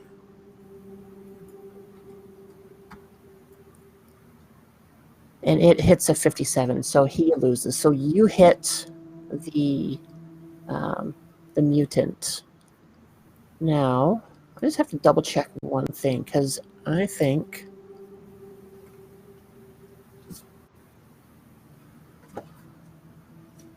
Sorry, the first few times getting into combat are going to be just a little drawn out as we get the system figured out. Oh, and you know what? You also scored doubles, so that is a critical hit. So we're getting all the things all at once. So yeah, that failed by 2 SL, so...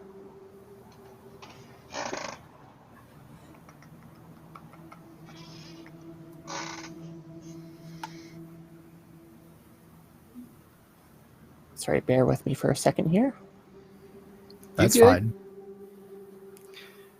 This is anything like the fantasy version, or not fantasy flight one.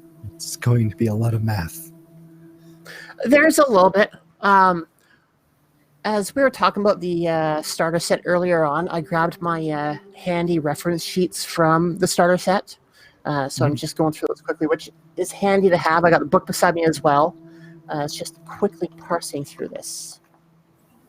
It's a little like any kind of system that's new to you. It feels like there's math to start with, but as soon as you kind of get used to reading the numbers, the math bit kind of goes away. Yeah, like the idea of getting low rolls as opposed to high rolls is... Yeah. Call of Cthulhu, like the first time I played that, I was like, wait, I want to get low? But surely 100's the best. Yeah, surely. Right, My rolls were made for that system. Yeah, so you had an SL of 2 based upon yours, and then the mutant had a negative SL of 2. So the difference between the two is 4. So your SL for this opposed test is 4. Now, the way that we calculate damage is we have the... where is your sheet again? We have your strength bonus, which is 4, plus your weapon damage, which on a hand weapon is 4, so we're up to 8. Plus we have the SL getting added onto the damage as well. So that is what, 12 damage on your first attack ever? And what does the critical give me? The critical gives you 4 things. Also, 4 strength bonus. You are strong. I liked it in the book because it's like, what elves have better things? That's so unfair. And then it basically writes this little blurb. It's like, they're immortal. They have plenty of time compared to everyone else. Mm-hmm. And we were talking about the random rolling thing. There's a table to roll your race, and 0 to 90 is human. So dwarves and elves, and I think halflings is the third race. I can't remember if they're 4 or not. Yeah. Are kind of super rare for you to randomly roll. So you have to actively choose it, and then you have a lot of story behind all of your character decisions. So let's see, we've got a very lucky prince roll with Prince Elf, who's also very strong. Okay, so we got that.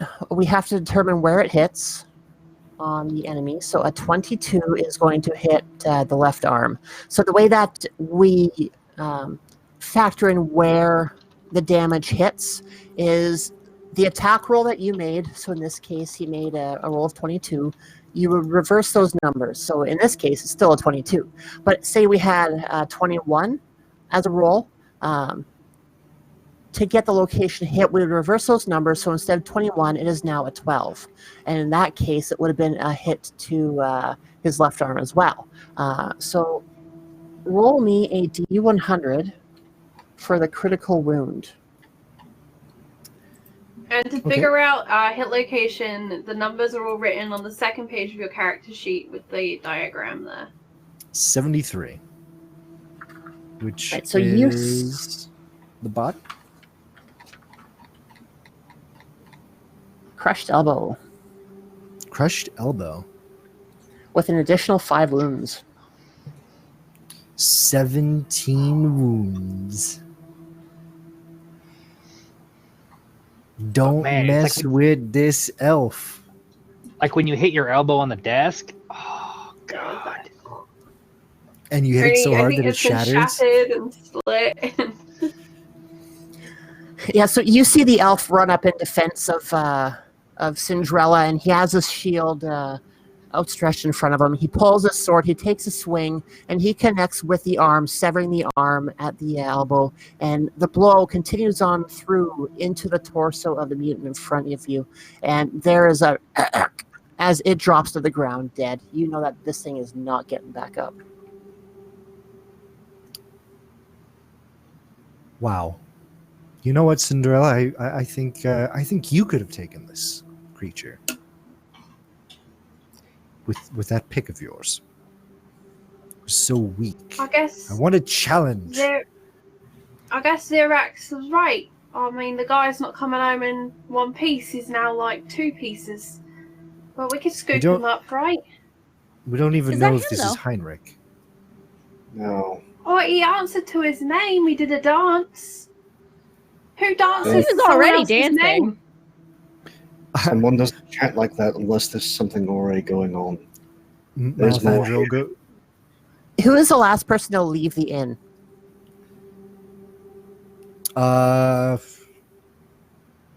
Let's see. Madara went first, then Malathandril. But you were holding the door open, weren't you? I was going to go out myself, and then Madara went before me. I just assumed that you like opened the door and then everybody just shot out.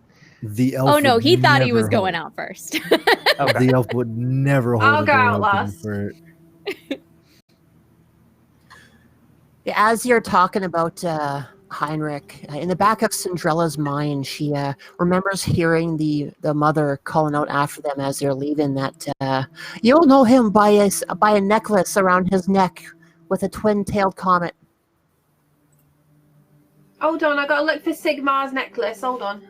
And she'll go over and check out the body and see if he's got a twin-tailed comet necklace. You do not find it. Alright, false alarm, not him. You're right, I'm sorry. It's dark. He was dancing. I asked him if it was him. He held up his hands. I thought it was him. You came shooting through, blasted his elbow apart. Does he... Bloody hell, by the way. Malathandril is going to go over to the corpse and place a finger to Cinderella's lips, like shh, shh, shh, shh, shh, shh, shh. As he begins to flip the body over. He's going to search for marks of chaos. You would see that the chitinous markings would be enough to convince you that he is corrupted.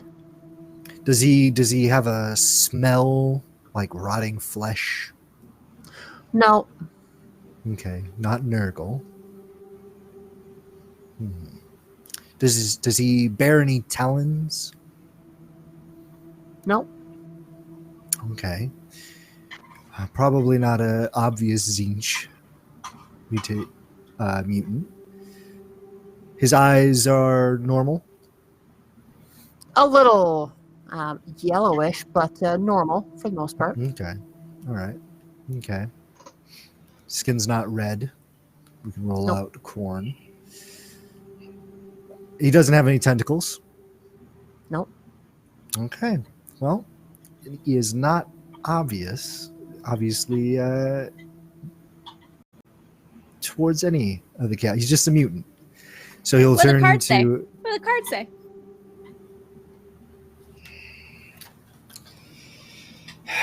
I don't want to really know, but you're going to ask. Oh, thank you.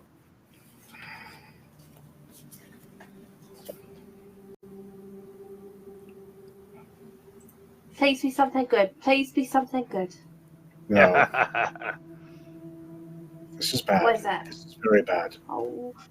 It's dead. Can't be that bad. Up again. The courtesan has come twice. Oh no. What? Well, I didn't fuck this. No. Courtesan always comes Things are not twice. as they Yeah, seem. she does. Nice, Sender. Nice. Oh, God. That's my girl. Are we done with the body? No, Yes, wait, hold but- on. I want to see if it's got anything. Can I look in its... Does it have pockets? Oh yeah, check his pocket. I would rather you humans who are very susceptible to corruption not touch the corrupted body. Well, then you check. I want to know if it's got anything. Got anything good? Does this look like peasantry, or does he have anything on him? Because I would have manhandled him. Yeah, it doesn't look like he would have had anything on him. His pants are ripped. Its shirt is torn in many places. It's barely holding on by fibers. You are pretty confident that if he's hiding anything on his body, you don't want to go looking for it. All right. Does anyone have any way to start a fire? We need to burn the body. I have my tinderbox and flint and steel, but I got a lump of charcoal. if we're going to find Heinrich alive, we need to get to the standing stones. Well, we need to take care of this body because this is Mor Sleeb, and Mor is the god of the dead. Wait, are you going to try and turn him into a phoenix king? No. No, that is not how. Wait, that I thought works. you said we would be dead by the time that happened. Wait a minute. Has he got plague? He's got Are plague. we dead? Back up, Muddy. Back up. He's got plague. Oh, yeah. Okay, I'm backing. We don't have Yes. time to Adils. gather wood, set this thing up, and then set it properly on fire, especially with how much wet is around. We need to get to the standing stones. If things are as bad as they seem, we're going to be running back. Very well. And Melisandre's just going to cut the head off the corpse, and he's going to take it by the tuft of his hair and tie it onto his belt. Now, if a necromancer attempts to use some of that disgusting death magic, the corpse doesn't have a head. That doesn't stop. Anyway, let's get going. All right. You can also use the Sure. corpse's head as a kind of a No, dowsing put rod. it down. Put it down. What are you doing? It's plague. Put it down. Oh, I thought you were going to It's say a dirty. bag. It's dirty. Cinderella, I'm immune to Yeah. plagues that destroy humans. That's why we elves were made. So Look, you someone gave don't Muddy have to that line before. Trust me, people ain't immune to things. Was he an elf? I'm not in the business of looking at ears. Put that head down, you madman. I will take it with me. You are perverse and strange, and I'm now judging your kind.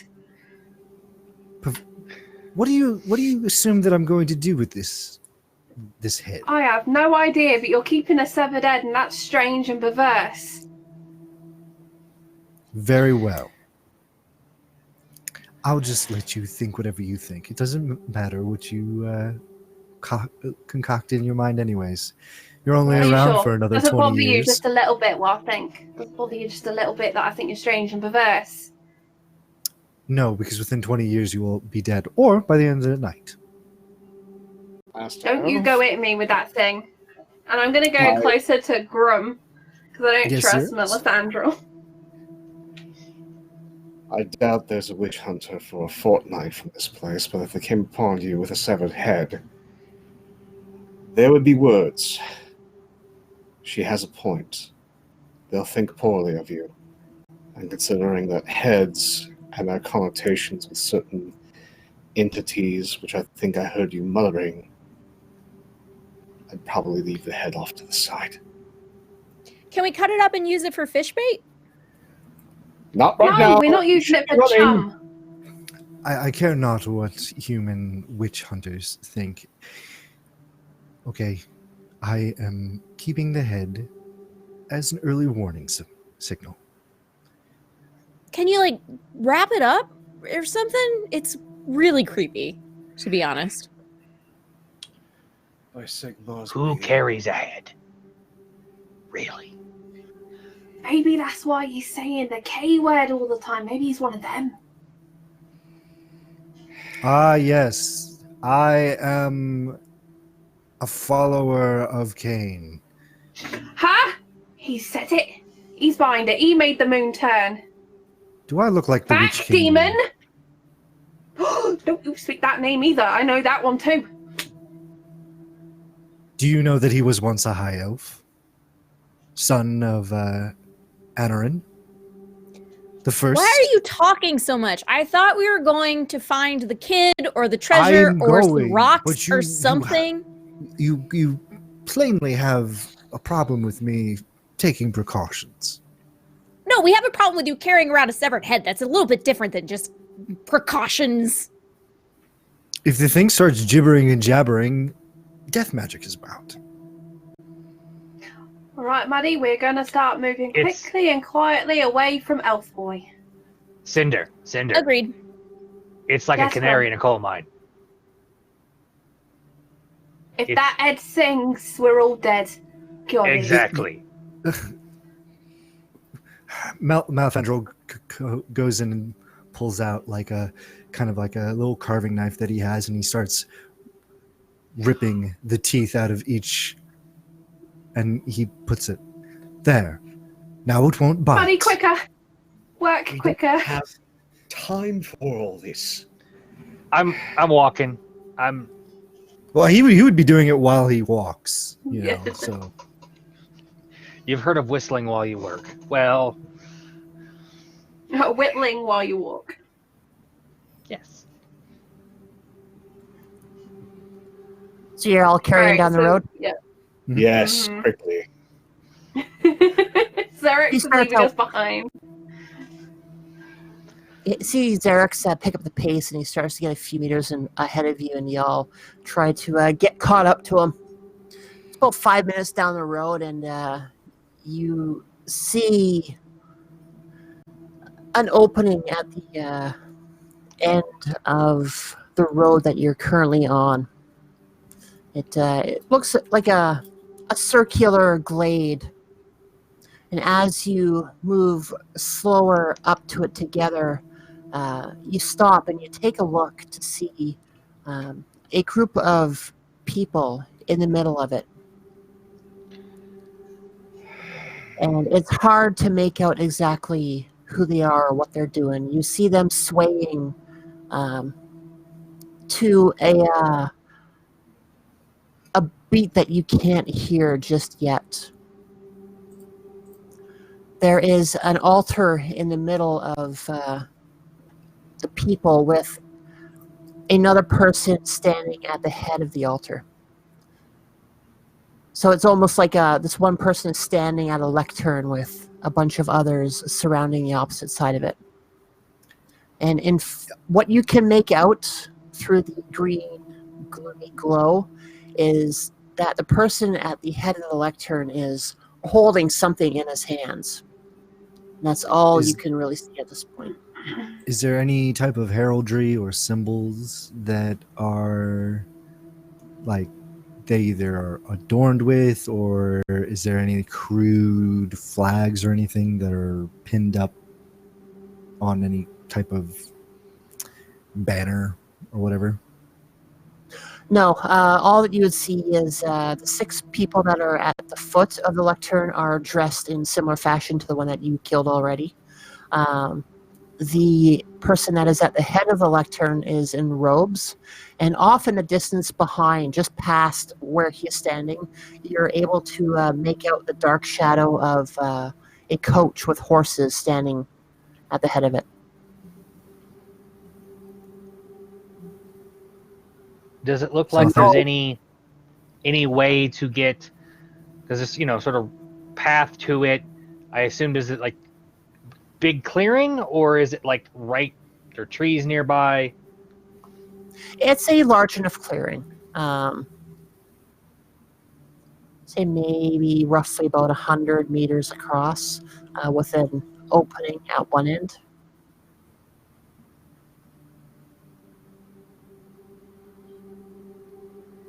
Malathandra looks to the others and places finger to his lips.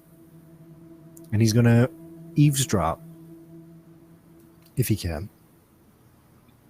You, all that you're able to hear right now is some whispering, not able to make out any real words at this point. It's all muttering from this distance.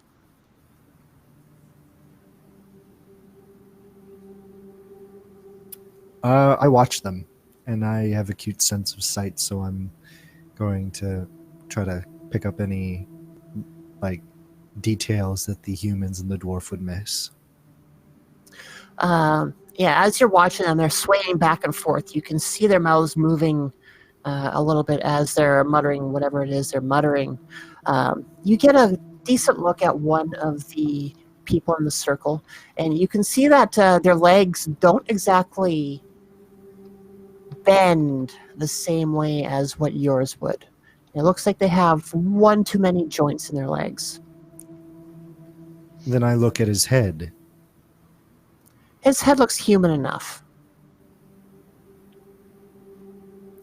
And as the swaying is going on, you catch a glimpse of the one right beside him as his head moves from behind the other ones, and you're able to see horns sticking out of his. There's two of them, and they are of they are of unequal length. Does he have a human face? From what you're able to see, yes. Yep. There's a mouth and a nose.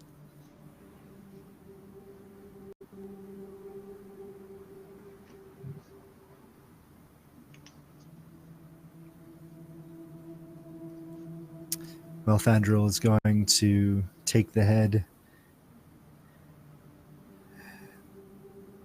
and he's going to start swinging it by the tuft of his hair. And he's going to throw it deep into the woods to see if it'll make a clattering that'll draw the cultists, they're obvious cultists, off. But he's going to throw it specifically away from the group and not in the middle of the clearing. It's going to be like off to the side, further into the woods. Yeah, you throw it. You hear it hitting the undergrowth, and it rolls a little bit as it bounces off a tree with a hollow. But they don't make any movements towards the noise at all. They are focused upon what they're currently working on. What's going on, Maleth? Cultists, very, very much entranced. They won't be drawn. There's too many to tell. The only way that we could see if Heinrich is even still alive is if we were to rush out and confront them. How many of them are there? 6? 6. 7? How many of us are there? There's 6. 5 of us. 6. That's pretty good odds. I'm good at maths. I'm numerate. Thank goodness. Yes, Like 2 Sigma? against 6. No. I'm real good with people. 1, 2, 3, 4, 5. 5 of us rush. I You looked are down at the real dwarf. good with your weapon. So that'll cut 1 down. Makes it evens. 1 each. I'm sorry, dwarf. I afforded you another compliment. Thank you. I will assume that you didn't mean to. Of course not. Why would I ever? Right. On the count of 3, we run and Wait. we smash them. I will go out and confront them first. Then you will be my backup. I don't want to play our hand. Wait, are you so one of early. them? Are they a K cult? What? K? Do you look? And do, your do, ear, do you your ears see deliver a naked sacrifice. elves? Do you see naked elves dancing hedonistically around a fire? It's gloomy and they're moving weird. Could be elves. Could be elves. Can't really see much of anything right now. All right. That all one's right. got pointy bits coming off his head. That could be ears. I'm gonna try to sneak up on them. I'm gonna have my sword drawn. I'm not wearing plate. I'm wearing, I think, the most jingly bit on me is my mail shirt. Yep. I have my shield, and I'm gonna stay low to the ground. And hopefully they're too enthralled that they don't see me coming. But doesn't look like they're actively paying attention to anything around them. So, Yeah, no, you're able to sneak up on them pretty easily. and then I'm going to stab one of them. Okay, so as you get closer to them, you are able to make out a little bit more from what they're saying. And Okay, all right. If I'm going to be able to hear more what they're saying, he's going to hold off. yeah, you start to hear the words hit your ears as you move closer, and they're also getting a little bit louder as you get the impression that their ritual is starting to reach its climax. And from what you hear from them, just 1 second.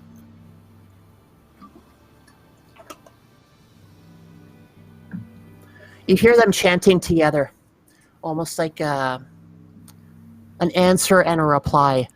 Amak tu amat slanesh, igrat tu amat slanesh, zakor tayen amat slanesh, amak tu slanesh. And then the person at the head of the lectern replies after the other group is done speaking. Amak krasa amat slanesh.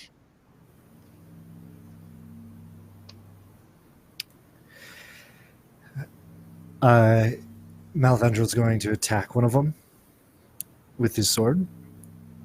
Okay. And he will say something if it hits. So, Yeah, so this will basically be a surprise. So yeah, you hit. 29 on my 45. Yeah, that would be a free. Essentially, that's a free attack. So yeah. Okay. So if it hits, he's going to say, wasn't not very into Slanesh. Too many whips and chains for my liking.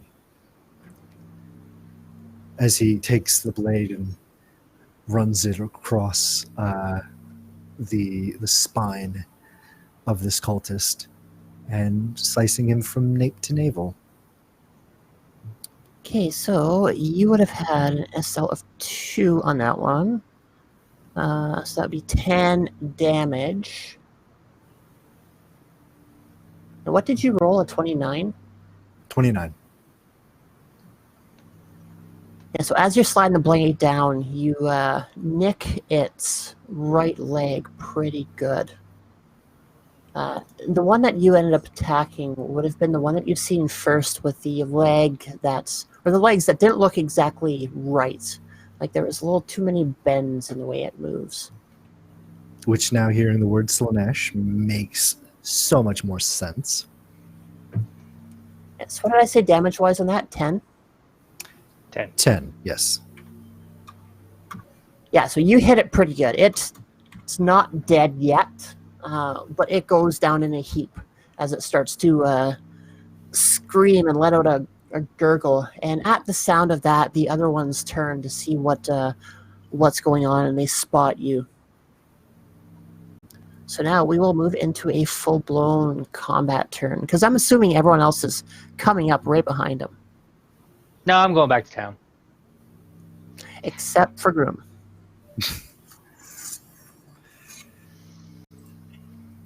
Excuse me, contractual the thing you said earlier, you have to come with us. What am I, a courtesan? I don't think so.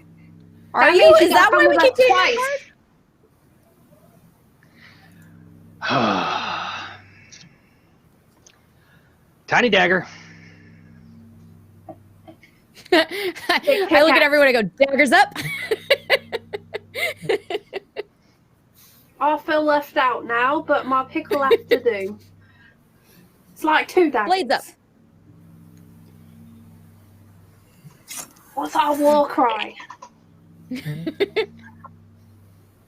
I don't So, know. I just Don't did it. die! Don't die! Alright. To the fishes with Yeah. you. Ha So what is Ooh, I like that everybody's one. initiative? My Is that a big initiative- eye? Yes. Yes. It's just the solo eye.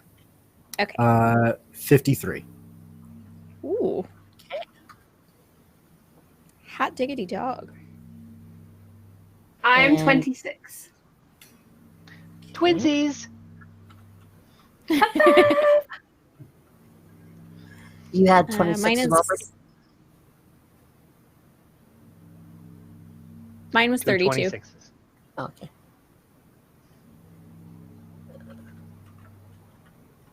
Sorry, I'm not looking at the feed right now. What about you, Pope 35. and Herm? 26. All right. Sorry, I messed something up. Brady, you said yours is That'll what? be- 30. 32. Sorry. So it's Okay. Mal, Xerix, Muddy, Grim, Cinderella. And then Beastmen wherever they go. These guys are mutants. Mutants Mutants. wherever they go. Cultists. In the sin bin. Mm-hmm. Slaneshi Sinbin. Yeah, the mutants are at 30. Okay. So it's everyone but me and Herm. We got that Or the wrong. caboose. Yeah. Yeah.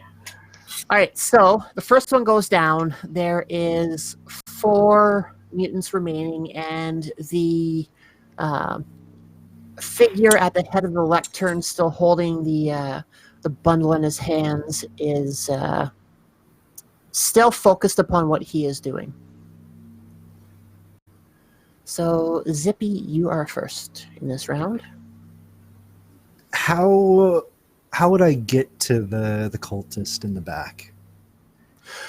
From the way I'm picturing that you've come into it is, so this is the ring of mutants.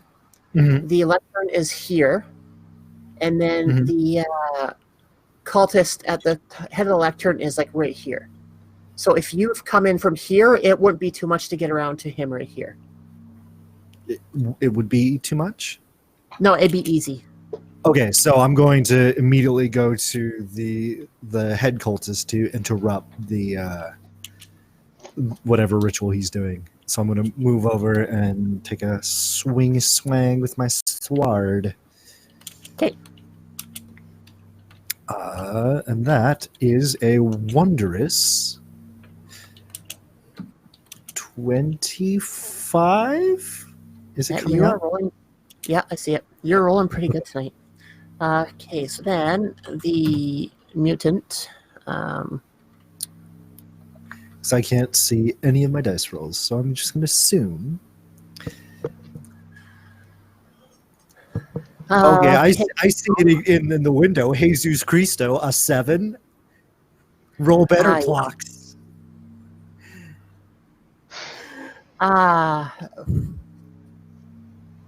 What was he rolling against? So he. Okay, so the way that fast SL would work is you are closer to your target than what. I'll figure out how this works exactly. You should be closer to your target number than what this mutant is. This mutant needs a 30. He has a 7, so 0, 7. So the 10s being a 0, the 10s on yours being a 2. So you've successfully got to it. Yeah, I hope I'm not- Okay. All right. So you don't want to roll too low, but you also don't want to roll over. Okay. Yeah. Yeah, so... Yeah, I apologize. I've gone through a bunch of Okay, scenarios. you're fine. This earlier on. But The last time I played a game like this, I was playing Warhammer 40k, and that was very very much of a punch in the old fun bag. yeah, I wanted to use Fast SL for this one because it's a little bit grittier. It has it doesn't let you to ramp up your attacks as much because for each successful combat attack, you get +1 advantage. And what that equates to is on your next turn, for each point of advantage that you have, it gives you a +10 towards your attack. So if you needed 45 this time, you would need 55 next time, and then 65 if you kept on attacking and attacking. The advantage also gives you, well, for lack of a better way to put it, advantage in other combat situations. So if you were attacking something fierce and you wanted to back away, if you had advantage, then you could use your advantage to get out of combat without worrying about taking essentially an attack of opportunity as you're trying to escape combat. Because that makes more sense. Combat. Because that makes you more inclined to kill the henchman to ramp up your attack and then go after the big bad who's probably more protected. Yeah, Okay. I'll have to double check on how that transfers. I think as soon as you finish off an enemy, I believe your advantage is lost. But you can also gain advantage in certain scenarios by if you charge in a combat right away, like using your movement to charge in and then attacking, you would gain 1 advantage from that as well. If you are like sneak attacking, like if you're hiding alongside of a road as a group of people are walking past and you want to ambush them, that would also give you advantage. Okay. So that's a 25. So I hit, and then it flip-flops to a 52. So that is the body, and then the damage is 10 because it was a 2, a 4, and a 4. So yeah, 2 difference. You know what, for next session, I am going to get this kink worked out. Make sure that I am versed on this as much as I can. But for this, we are going to say that their SL is 0 because it's 07, yours is 25. The 10 spot being 2, you're 2 places away. So you would have your SL of 2, your strength bonus of 4, and your weapon damage of 8. So like you said, 10. okay. And I don't think it has any armor.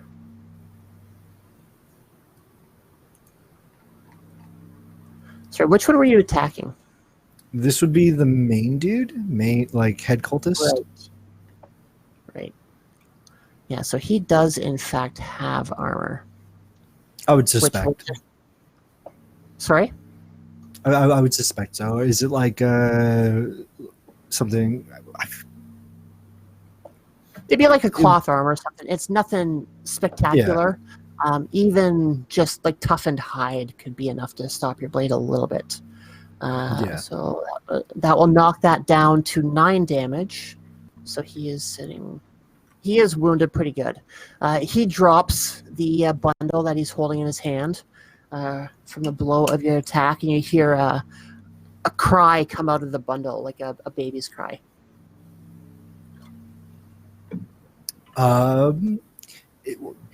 Is there a way that I can make a reaction to catch the bundle before it hits the ground? No. Okay. As soon as there's a like maybe a brief second, I'm going to drop the shield off my arm and pick up the bundle. But Sure. Yeah, we can say at the start of your next turn, well, you know what? No, you could do that now. Drop your shield, pick up the bundle in a nice fluid movement, as what elves are known for, and that'll be considered like a free action. Okay. I appreciate it. Thank you. You're welcome. So now, for us watching on the outside, what would that look like? What would your action set look like? So he goes from the cultist he downs, running over to the the leader, where he kind of feigns, with the shield. Maybe he's going in for a shield block, like shield bash, but then comes around with the sword and rakes it across the cloth armor that he's wearing.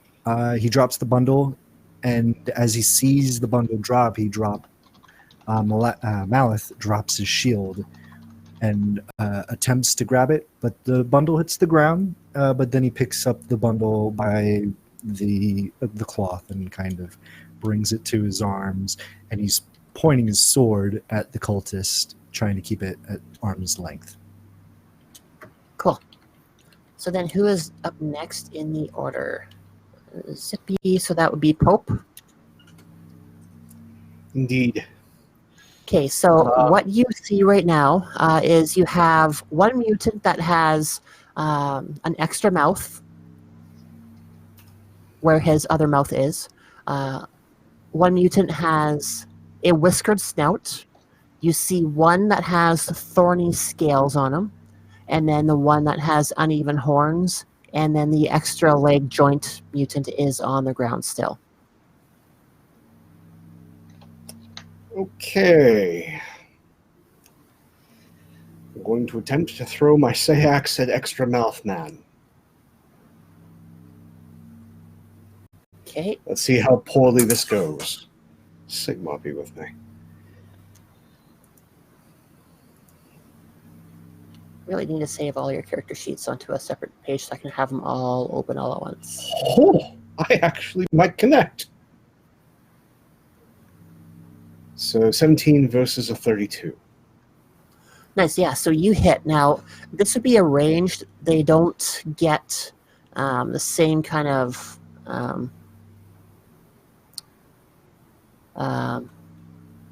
opposed roll, I think, as what standard combat would be.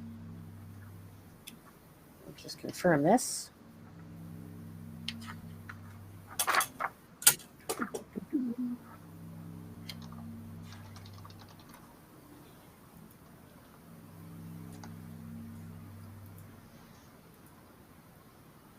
Yeah, so you would hit. All right. So to location 71, which is body. And that will do, let's see here, degrees of success.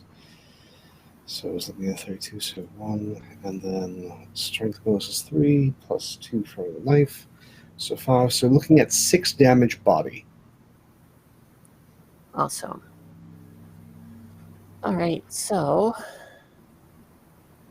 yeah, you throw your blade and you hit it square in the body, and it sticks into the meaty part in its shoulder, and it sticks in and wiggles back and forth a little bit before it stills. And you see the mutant recoil at the attack. But he's still, now his attention is firmly focused upon you. Great, I got a friend. So then next up is Birdie. It's me. Okay, tell me again what's on the battlefield? Who's with who? Okay, so you have just witnessed Xerix whipping one of his blades at the mutant with an extra mouth on his head, which he hit. Yes. There is a mutant beside him, beside extra mouth head, with a whiskered snout. Another one beside him that has thorny scales. Okay. Another one has uneven horns. And then there is extra leg joint mutant, which is on the ground. And then the cultist, which the elf is in combat with right now. An extra leg joint got hit too, or no? Yeah, he is down on the ground. Okay. He is hurt pretty good. Okay. And the bundle is on the ground or no? The bundle was just picked up. You would just see, picked up. Okay. Ugh. Sorry. Oh, okay. Okay, so I how far are we? Like, can I run to them or no? Oh yeah, it would be easy to get to them within your movement. Okay, then I'm gonna run up and then I would use a melee basic attack, right? To attack with my dagger? Yep. I want to attack the one that just got stabbed in the eye or face. The one that Pope just That had- attacked? Yes, Yeah, the extra mouth on head guy. that's the one. Okay. And So then- I roll 2d10, right? D100. How does it work? D100, that's right. Sorry, let's take it back to the book. Die. Yeah.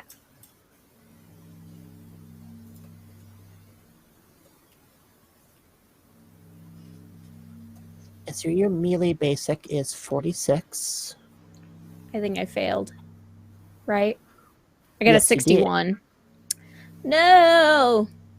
Yeah, What so does that mean? you have failed by a level of 2. Okay. And then we'll roll for the other one. Because combat in this, when it's hand-to-hand combat, it is opposed rolls. Right, okay. So we just want him to fail more than me. Yeah, essentially, yeah. Okay. Which, yep, uh-huh. So you won combat. Yes! Yes!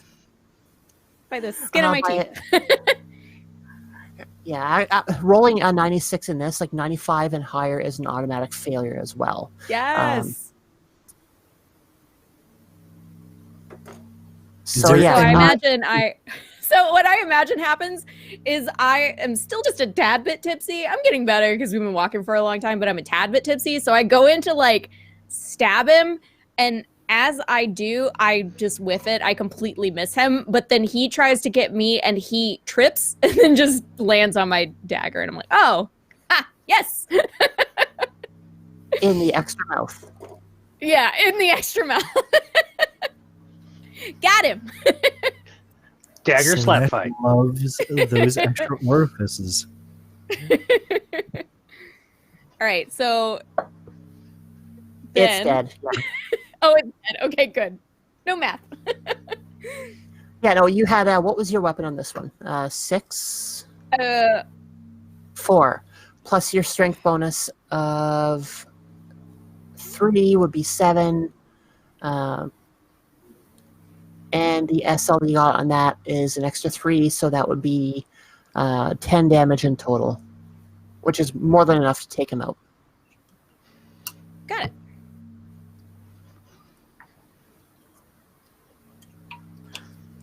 One and done. So technically the first kill of this fight, not including the one from before. Yes. Oh, I am definitely rubbing that in the elf's face later.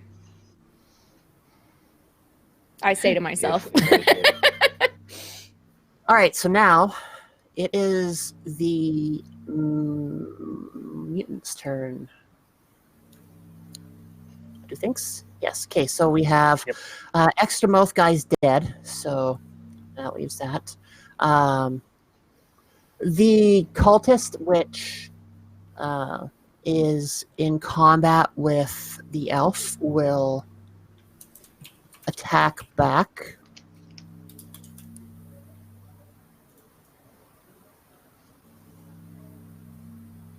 Okay. D100.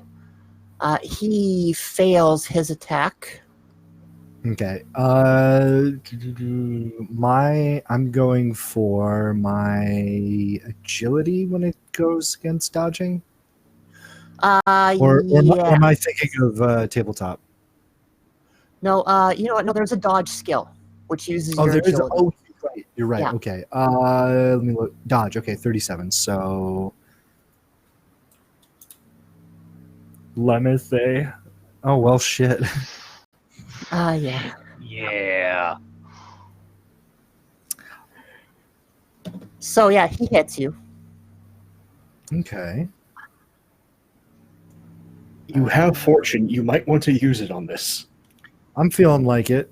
I'm going to fortune to pick it up and spend my fortune and pick it up and re-roll it. Right? Yeah, let's just quickly go to that to see how fortune is done. You had what, 1 fortune, I think? Yeah, as an elf, I don't get as many fates and fortunes as the other races because I guess we're too overpowered. We get one of each that we can put in either or if we feel like it. So I've got it right one here if you want it, Charlotte. Every time you say Charlotte, I hear shallot, and I'm like, we're not Shallot. playing that game, Charlie. We're not playing that game. It's not 2 years ago when we were playing that game. Oh. We can make it really confusing, and I can go by Charlie for the rest of the game. Oh God, no! Just go by Charlie. Well, I mean, the cult of Charlie spreads. Raise your hand in chat if you want to be a Charlie. All right, let's hear this fate and fortune. Let's do it. All right, so yeah, if you want to use fortune, you can use it to reroll a failed test, which is what you're going to use it for now.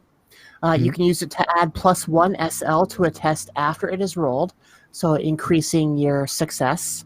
And at the start of a round, choose when to act in that round, disregarding initiative order. So if one of the two that had a 26 wanted to go first to do something cool, they could spend a point of fortune and interrupt that to go first. Okay, so I'm going to spend mine to reroll. Okay. That's a little better. Okay, that's a 40. My dodge is at 37, so I lose by 1, but I gain 1, so I'm at 0? Or do I just reroll it? That is rerolled there. Okay. Were you just listing off the things that you can spend fate and fortune? That's what got me confused. Yes. Yeah, I'm sorry. Okay, yes. So yeah, because I heard +1 after I rolled it, and I was like, Okay, so yeah, you can use a fortune to add +1 SL if you have fortune to spend.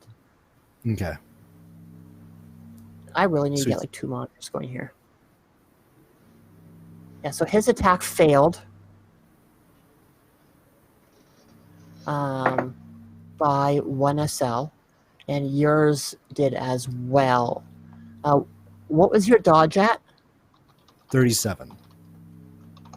Okay, and then his attack was 30. So in this case, we have equal SLs. We have 0 for both, or sorry, -1 for both.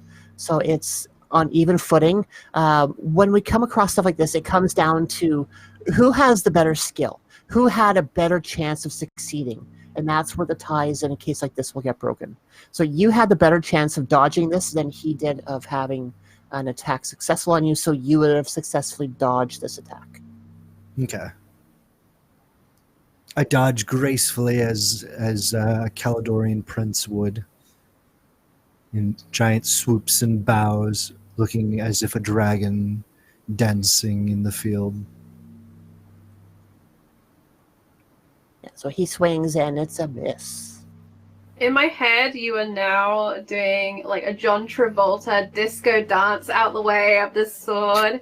A little bit of Night Fever, a little bit of BJ Strut. I don't know. I was thinking more of, Avatar: The Last Airbender, when Aang and Zuko are on the, ziggurat doing the fire dance for the dragons. But, it's fine. You know what? Yeah, you fucking Friday Night Fever. Let's do it. You hear Madara go, nerd, from across the way. I have a child. I have something else to think about right now. Think of the children. Which reminds me, when I get a brief second, I'm going to move the little bundle so I can see the baby's face to make sure it's not a mutant baby that I need to hold back. It's not like baby Slanesh that's just been birthed. You're muted, Charlotte, I think. I'm not talking. I'm just Okay. Okay, so it's a baby with tentacles. I'll still love it for what it is. Just remember, in Men in Black, the first one, the baby had tentacles and it was cute as fuck. So it was. All right, so Some crab claws. Classic Slanesh. All right. You see the whiskered, snouted mutant move towards Germ. Oh, my Germ. Germ.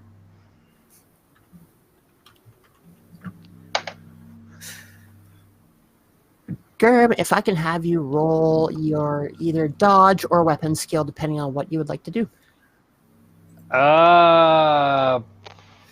You're going to fail that'd that. be weapon. Well, that's pretty Oh. Germ. I'm too old for this shit. Would you like to use a fortune point to reroll that, or are we going to Sure, proceed? we'll do that. YOLO. How do we regain fortune points at the start of each session? You would regain fortune points by... you regain all fortune points at the start of every gaming session, up to the maximum of your current fate. Is there a way to get more during the course of a session? Or is it just a DM discretion? Yeah, I think it's DM discretion. In addition, certain in-game encounters may also replenish or remove fortune points. Fate points can be awarded over the course of a campaign, but that would be a long-standing game at that point. Okay, so you re-rolled Herm. Yep, that is a 67. My melee basic is 43. So. All right, so you have a negative SL of 2, so does he, and your skill is 43, so again, you will come out the victor of the tie. And you're just, like, blocking the weapon? Yeah, just kind of a... and just a lazy...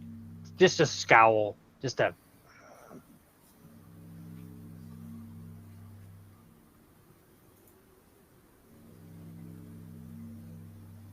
We don't want no chaos here. Get moving.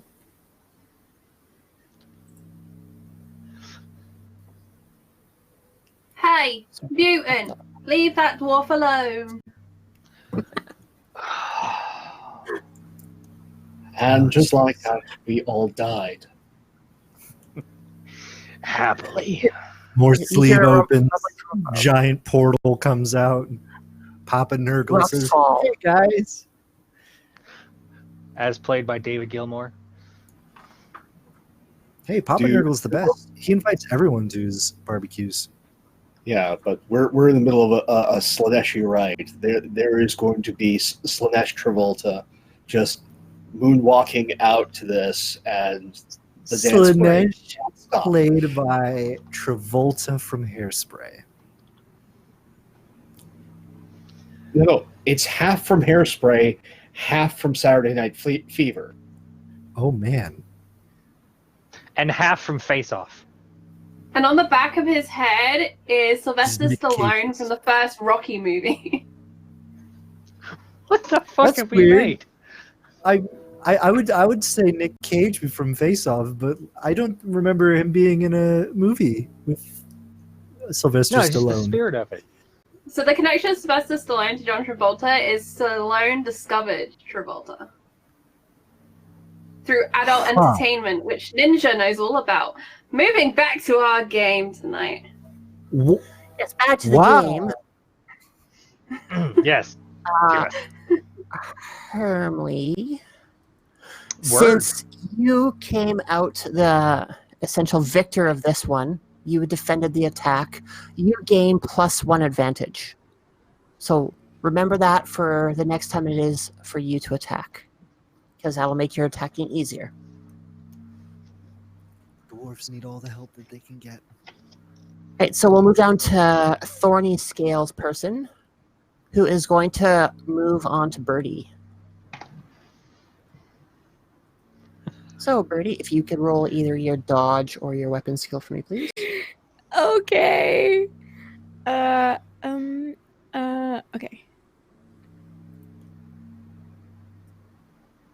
That's a 0-8. Yeah. And that's a 0-7. Wow. Yeah, so he attacks, you Wow. dodge or you block, and We You both also just get- fall on top of each other. you also get +1 advantage. No. We don't want to fall on to a cultist of Slanesh. That sticks and stones will break their bones, but also whips and chains will excite them. All right, now the uneven horn guy turns to face Pope, and he lowers his head to try and attack with his uneven horns.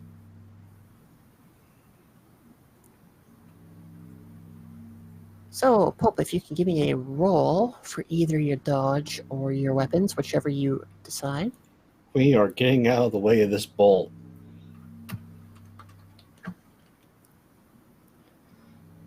Are we?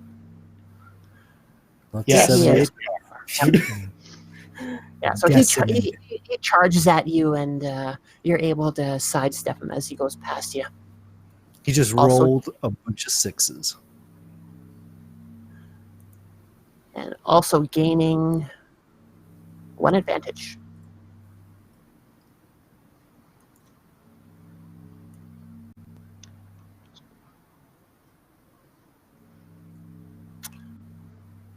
Okay. Then that leaves the mutant on the ground with extra leg joints as it starts to try and crawl towards Cinder and stab her with its weapon. Pushing along with its arms and its one good leg. And its one little extra knobby knee that wasn't injured. Okay. Can I spend a point here to do a thing? How does that? Is that one of the things you said we could do? Yeah, you could spend a fortune point to move into... Have you moved this turn? You moved this turn, yeah. Yeah, your turns are Yeah. done. Yeah. Okay. Next turn, or next round, sorry, you would be able to use a fortune point to move into that, or move yourself into the initiative order as you want. Okay. That makes Got it. sense.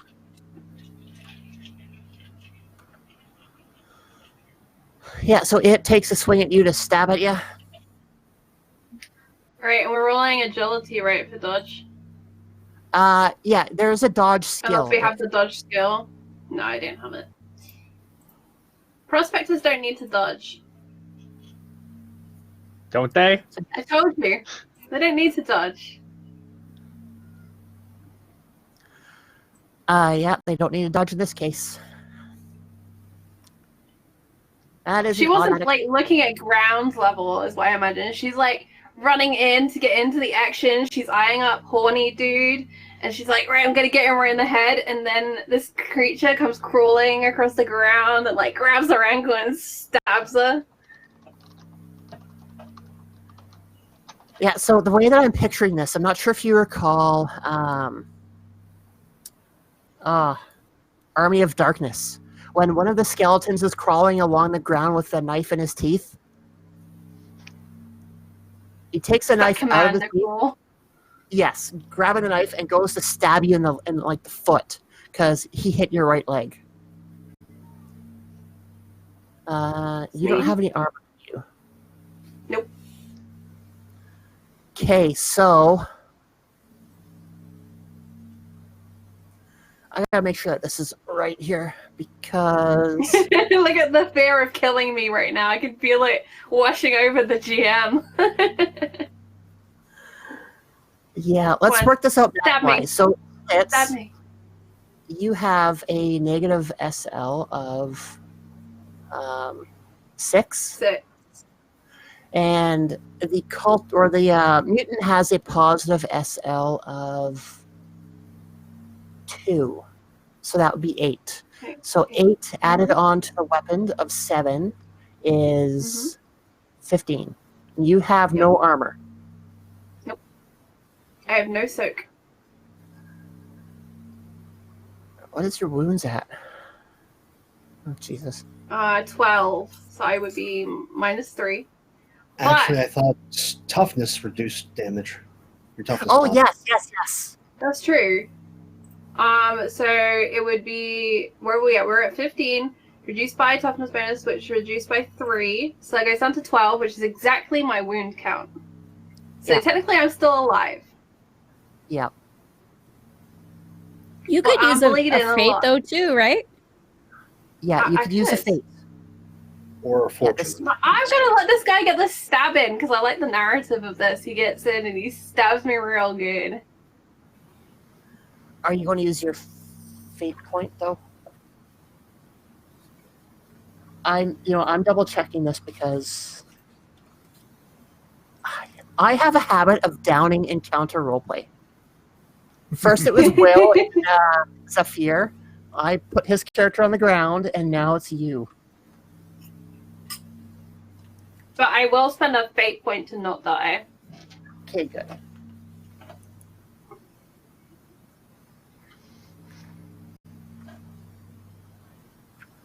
Where is the wounds?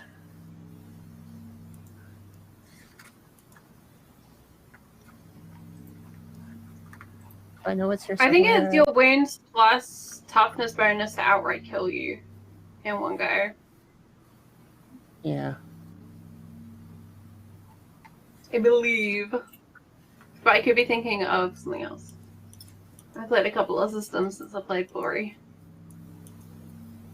Just gonna kill you outright. Well, GG. See you next time with your next character. Good job, you can randomly roll one, it doesn't take very long. Nope. So if you lose all of your wounds, your collected injuries overwhelm you, and you gain a prone condition. Until you heal at least one wound, you cannot lose the prone condition. Worse, if you're not healed within a number of rounds equal to your toughness bonus, you will pass out, gaining the unconscious condition. You will not regain consciousness until you heal back at least one wound. Correct. And if you take negative damage, so if they attack you again, I think, you would suffer a critical wound. Correct. And the critical wounds are dangerous. They are. And permanent, usually. Yeah. Yeah, so I don't think you would have to use your fate just No, yet. I would just be falling prone, and then I'll need to make an endurance test to stay conscious because I'm bleeding and it hurts a lot. Yeah. So But yeah, you can't just fix people, right? In this game, Mm-mm. No. You can how if do you have the heal. how do you gain a skill. wound? Yeah. Athendril would be able to help because he has heal, I believe. But it's That's it's a not quite as advanced one? good as like D&D Yeah. 5e healing. It helps though. So Cindy gets just like slashed in the ankle and the leg. Yeah, catch your Stumbles Achilles forwards heel. down. Yep. Into the I think- blood, just mud and blood, and face is just covered, and she chokes and she splutters, and it's just blood and just searing agony. So it feels like her entire leg has basically just been rendered by this creature. She's describing all of this, and then it's like, oh, just come off it. It's just a scrape on your leg. She's got a scraped knee. It really hurts. Ow! Okay. So are you moving about, or are you feigning death at this point? I imagine she hits the ground pretty hard and feels like that wooziness and just severe pain, and she'd reached back to like grab her leg. So I think there's got just an instinctive movement. She's not got the cognizance to just play dead and they'll leave you alone. It's, ow, that really hurts. Okay, so that is the end of their turns. Charlie, it would be your turn right now, but you are prone and hurting Yeah. really bad. So that leaves Herm. Okay. Here's what I would like to attempt to do.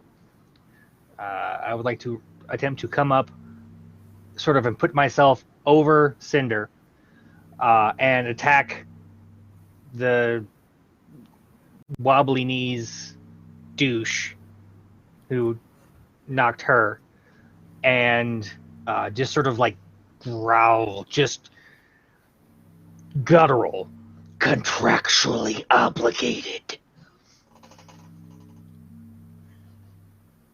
Okay, now you have your +1 advantage, so I think you should be able to move away from the one that is currently in your face, which is, who was attacking you? Whisker guy? Yeah, whiskered snout person was coming after you. Okay. So you'd be able to back away from him, and I'd be saying that you're relatively within a decent range to be able to get there to help out Cinderella. Okay. So roll. Let's see. My weapon melee basic is 43. I'm gonna hit enter and look away.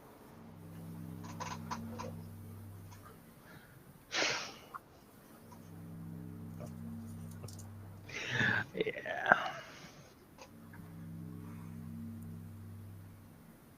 Oh, nice. That's Just going to double check one little rule here. See if I had it quickly. There was something about attacking prone characters. You would have had like a +20 to attack or whatever. But in this case, it wouldn't really matter because. no.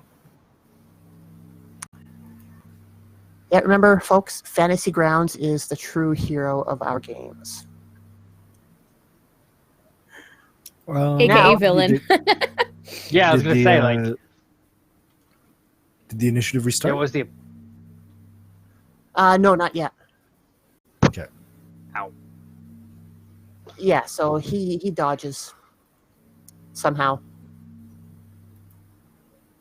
Look, I'm good at cleaning shit up. I'm not so much good with the knifey knife. But I try. All right. So now initiative will restart. Okay. I'm going to still do battle with the main cultist. Okay. Swanging in at a 20. Cool.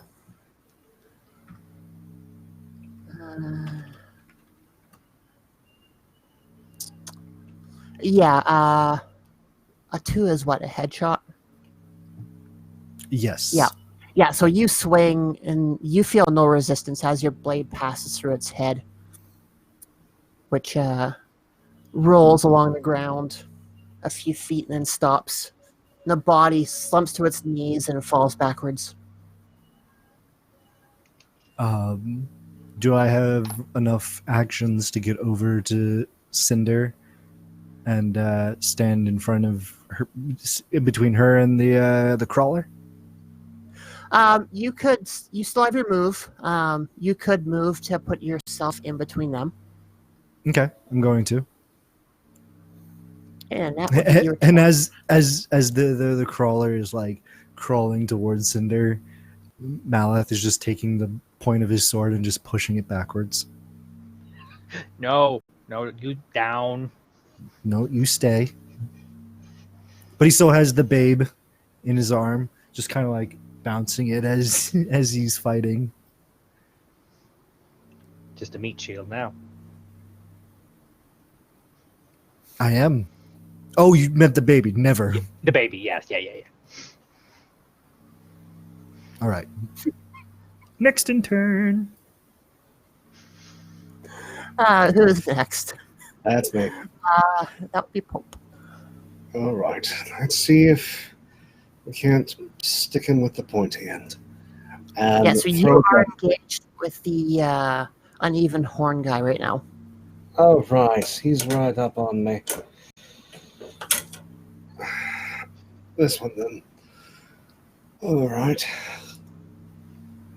But I will use my advantage, and hopefully this will work.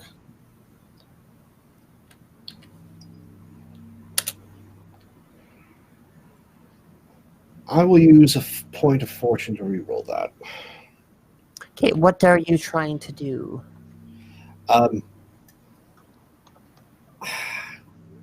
Just stab this pointy-headed thing with my dagger.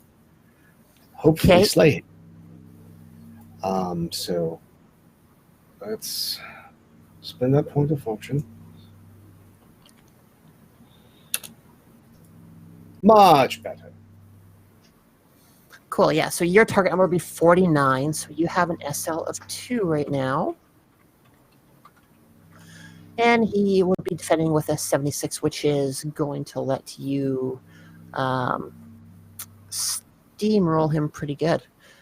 So his is 30, so that's 4 with a difference of 6.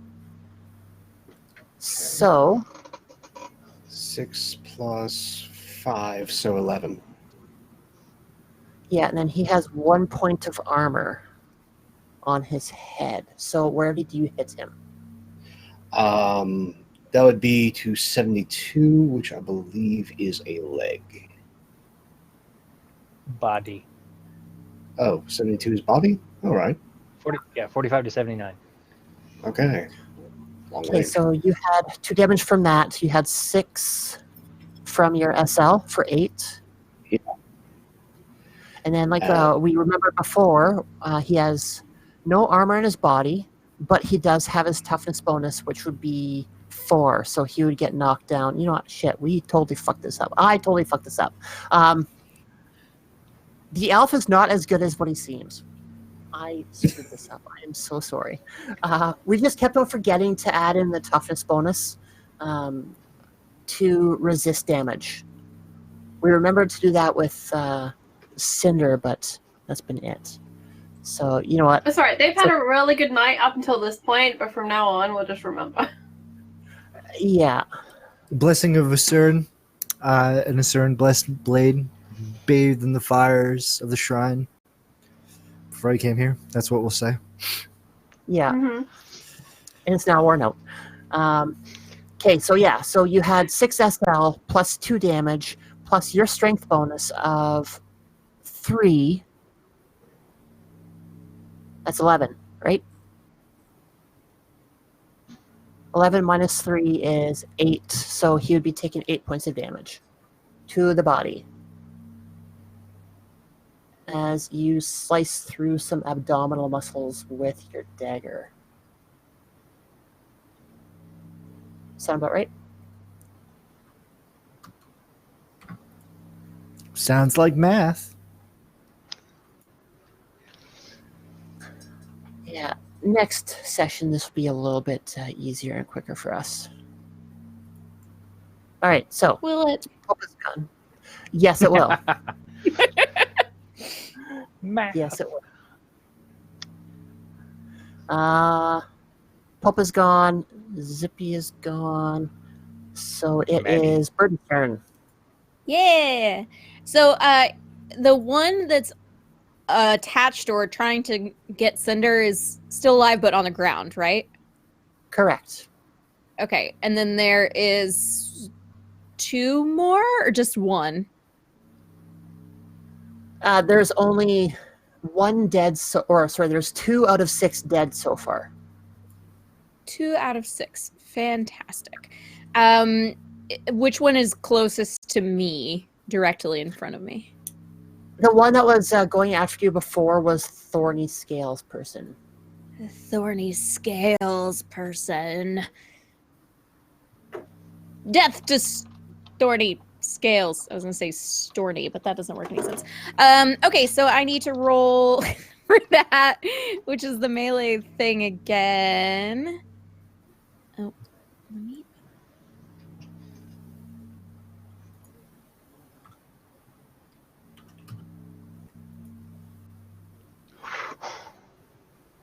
Can I send a point thing? Do you have any fortune points left? Yeah, I have all my fortune points left.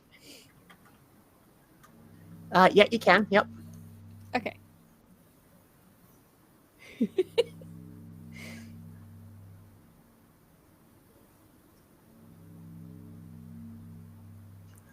What is your weapon skill? The weapon skill is 43. Okay, 46. Your melee basic skill. Sorry. Sorry. Yeah. 46. Yeah. So if you have training in your basic melee, then you'll go based upon that skill instead of your characteristics. So 46 versus 30, both have failed, but you win that attack. All right. Nice. You failed that. I know you Not by said much. that I had a +1 advantage from the last time. What does that mean? Right. So advantage would give you a +10 bonus to all combat actions. So Oh. instead of Instead of 46, you would have needed 56. So you have a negative SL of -1 now. Versus their negative SL of -3, which gives you an SL difference of 2. So it'll be your 2 plus your strength bonus. Just 4, right? 3. 3. Yeah. And then your weapon damage. 4. So 9 points in total. Minus their toughness? Yep. And they have 1 point of armor.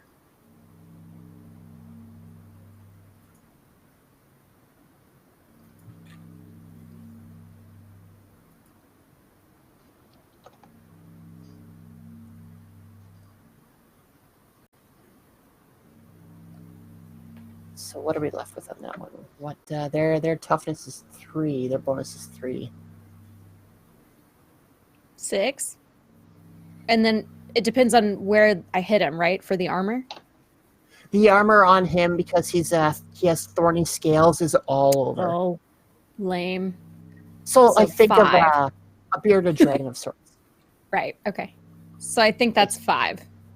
Yeah, I think that sounds about right. Cool. So yeah, you what did you roll for your attack? 61?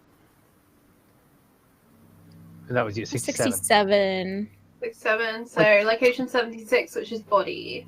Yeah. Yeah, so you're able to work your dagger in between his armor plates on his chest and get some blood flowing out of him.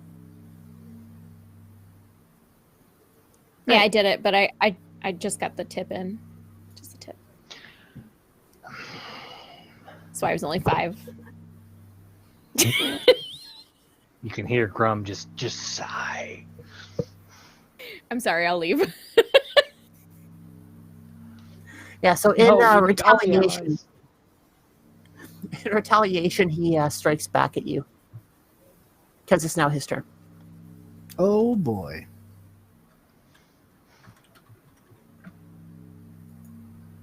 And if you could roll a D100 for either your dodge or your weapon skill, whichever you choose to do. Okay. And this does or does not have that advantage thing? Is that advantage thing gone now?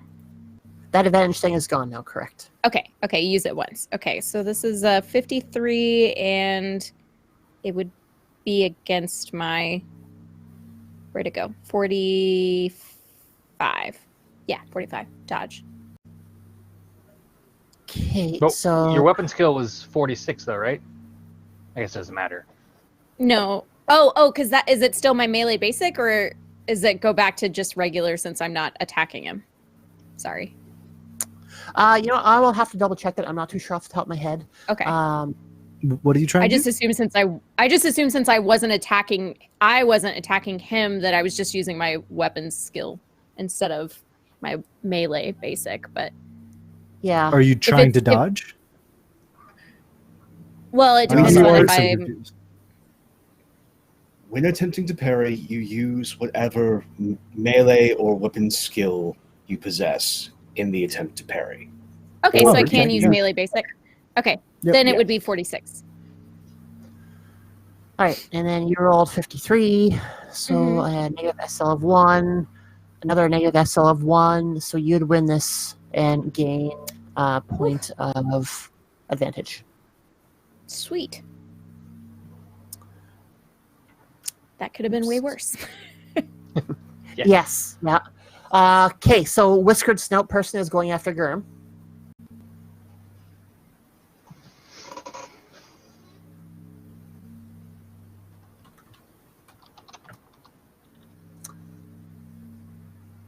With an 80.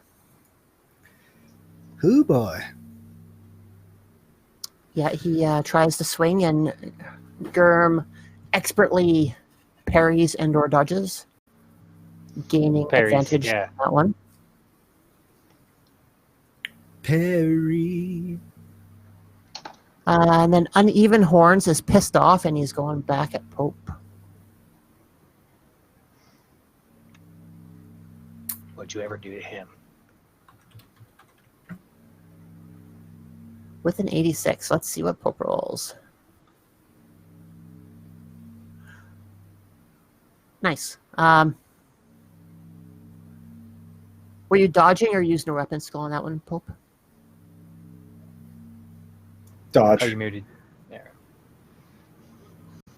So that is against a In the 40s. Yeah, so 43. you win that one. Also gaining yourself 1 point of advantage.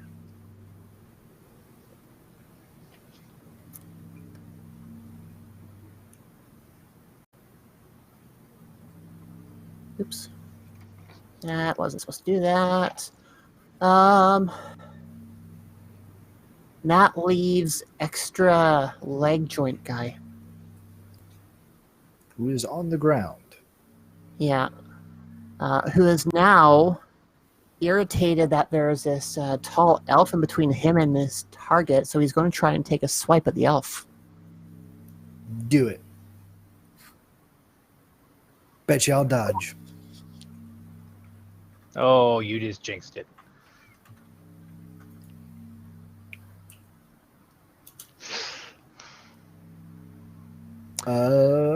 Dodge of Needless to say, 37. he did not dodge it.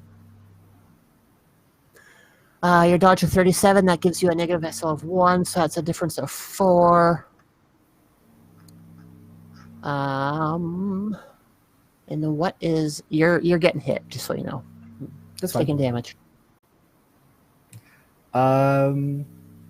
He's hitting me on the 80, so left leg. So that doesn't have any AP on it. So my toughness is 3. Toughness bonus. Okay. So then, 7 plus 4 is 11 minus... Your toughness was which? 3? 3, so 8. Yeah, you're taking 8 points of damage. Well, that's not that bad. It's not that bad. I'm only at 6. This guy's doing a lot of damage for being on the ground. Yo, floor tactics are best tactics. Yeah, and it's funny that he keeps on attacking legs. Could someone please just stand on his head and just end this so I can just turn around, make him not be moving anymore? Does it reset? No, who's it next? is now Charlie's turn. Herm. Okay, I'm gonna go after, Groundy McFuck shit. I don't do names. He doesn't have a name. So you would use your advantage to disengage from Whiskered Snout person. You'd be able to make it over, no problem, to the... All right, I had already done that last time. Oh, did you? Okay. Yeah, I came over last time. Swing and a miss. Yeah, Whiskered Snout guy followed you. So it's now a bit of a group melee going on. There's Charlie on the ground and Zippy standing in between the two, and you're there, and Whiskered Snout guy is there. So you're going after extra leg joint guy? Yep. That's a success of some kind. But let's see. Oh yeah, that's a success. Yeah, that's yeah. You kill him. Okay, yeah. Huzzah! Describe his death. I think I would take my tiny little dwarven-sized dagger and just like right in the eye hole or something. Just like, yeah. Ooh, right in the eye hole. You. As you pull it out, there's a rope of blood and eye goo stuck to your blade that's stringing out. This is gonna take forever to clean. All right, so that is the end of this round. I want everybody to roll a D100 against their cool.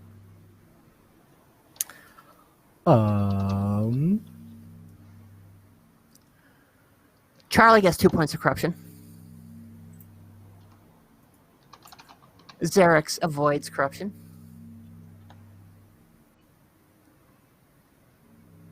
Gurm avoids corruption. Well, the elf avoids corruption.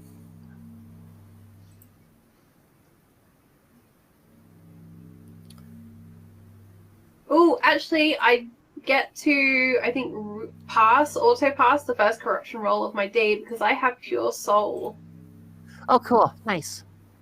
I think that's I what did that not- means. Let me double check that. Cool-headed might be is a right. wonderful trait. Give you a +5 to your willpower.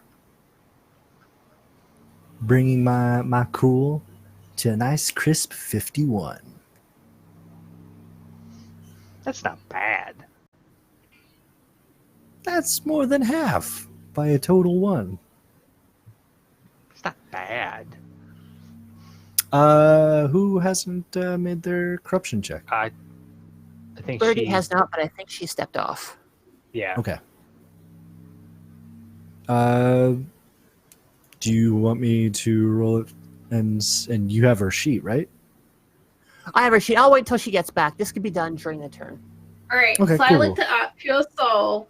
Your soul is pure, quite resistant to the depredations of chaos. You may gain extra corruption points equal to your level of pure soul, which is 1, before having to test to see if you become corrupt. So I think I still have to. Oh no, because I think I have to make the next test, right? This one I passed because I had no corruption to start with. But now I've got 2 corruption. I have to roll. 2 Read corrupt. that again. So, the important bit, you may gain extra corruption points equal to your level of pure soul before having to test, see if you become corrupt. So Yeah, so you will gain the corruption points, but when you get to a threshold, you will roll on a table to see what your corruption is. So what pure soul is, it gives you a higher threshold. Oh, I see. Right. That. And Gotcha. Brady, if I can get you to roll against your cool. Yes. You got this? I believe in you. Be cool. I don't even know what's happening. Yeah, no, Yep. you avoid getting corruption. Oh, good. I'm uncorruptible. Yo. Well, now hold Well, on. give it till end of the 3 shot. You might end up with 3 arms. It's true. It's true. Easier to fish. That's a really good point. All right. So yeah, at this point we have gone over our standard 3 hours. We're pushing on, or do we want to call it here and continue next? Let's Session. at least just finish the combat. We'll Is finish that the all right fight, with you guys? yeah. Once Yeah. Yeah, I'm we're fine done with that. combat, it's a quick wrap up. Yeah. Once we are done combat, it is a quick wrap up after that, and Okay. you're starting to over. Words are failing me. You're starting to outnumber the enemies now, so it might go a little bit more in your favor. So Okay. that is that. We are at the top of the next round. So, Malathandril, it is your turn. How many cultists are before me? You have Uneven Whiskers? Horn Guys, which is in with Pope to your left, and then Thorny Scales, which is going after Birdie, and Whiskered Snout Guy has moved in towards Gurm, and Whiskered Snout Guy will be the closest to you. Then yeah, we'll attack Whisker's Snout Guy. With a nice crisp.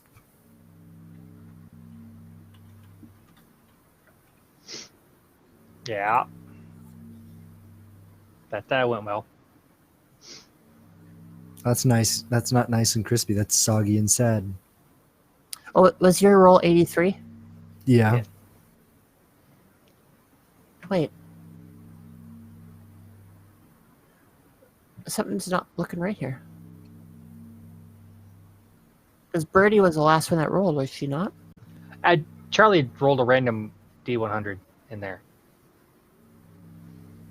Oh. Okay. Oh. It's okay. She's drunk on power. It's Yep. the corruption setting in. As everyone just nods.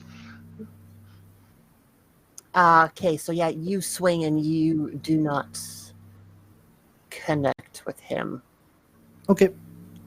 He gains 1 advantage. Alright, so next up is Pope. All right, let's see if we can end our horned foe.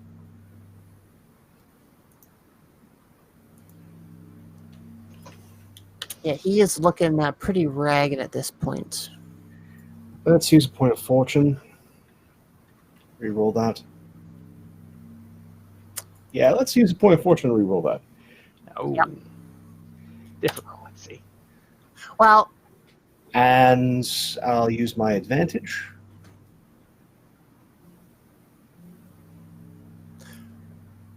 what is your weapon skill? This will be melee basic. And that is a 39. Okay, so 39, tack on 10 for your advantage is 49, So- giving you a 3-point difference versus his 3-point difference. You have a higher attack rating, which would mean you would win this draw. Yeah. And I'll deal, in that case, since it is a draw, 5. 5 Okay. points to 11. Nice. Which is the left arm. 1 second there. Yeah, which is also a critical. Nice. Regardless of what happens, it's dead. Okay. So we will avoid the critical table right now and let you play this out as you wish. In that case, no, just Zarek's tired of this bullish mutant. Finally, in frustration and in terror, just swipes out and manages, not on the initial swing, but on the back swing, to drag the dagger up from underneath this thing's armpit and right on through the arm. Gore and blood just coating the ground, and him just gritting his teeth, trying not to scream out.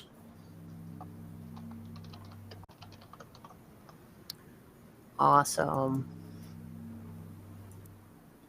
So that leaves Thorny Scales Guy and Whiskered Snow Guy. And it is Birdie's turn. And I think I'm still right in the face of Thorny Scale Guy, right? I think so, yeah. Yeah, okay. Let's do it again. Oh. Eventually, I'll remember the proper syntax for that. First time So around. did you get 1 advantage off of that one? I That did, last one? yes. And my thing was 46. Okay, so Now it's 56 with the 56. advantage. Yes. Yeah, which you're still at a loss, 3. but he beats ya. I don't So we approve. have through, and he has 2 SL. You don't have armor, do you? I do, actually. I have 1 armor on both legs. 1 armor on each leg. Right, but not a helmet. No. Okay, so that's 2 SL plus 7 weapon damage, so that's 9, minus your toughness. 1, What? No. 2, 3. No. I mean 3. I was looking at my advance, not the actual number. Yeah, so you have a 3 toughness bonus, which that would be 6 points of damage coming through to you. Okay.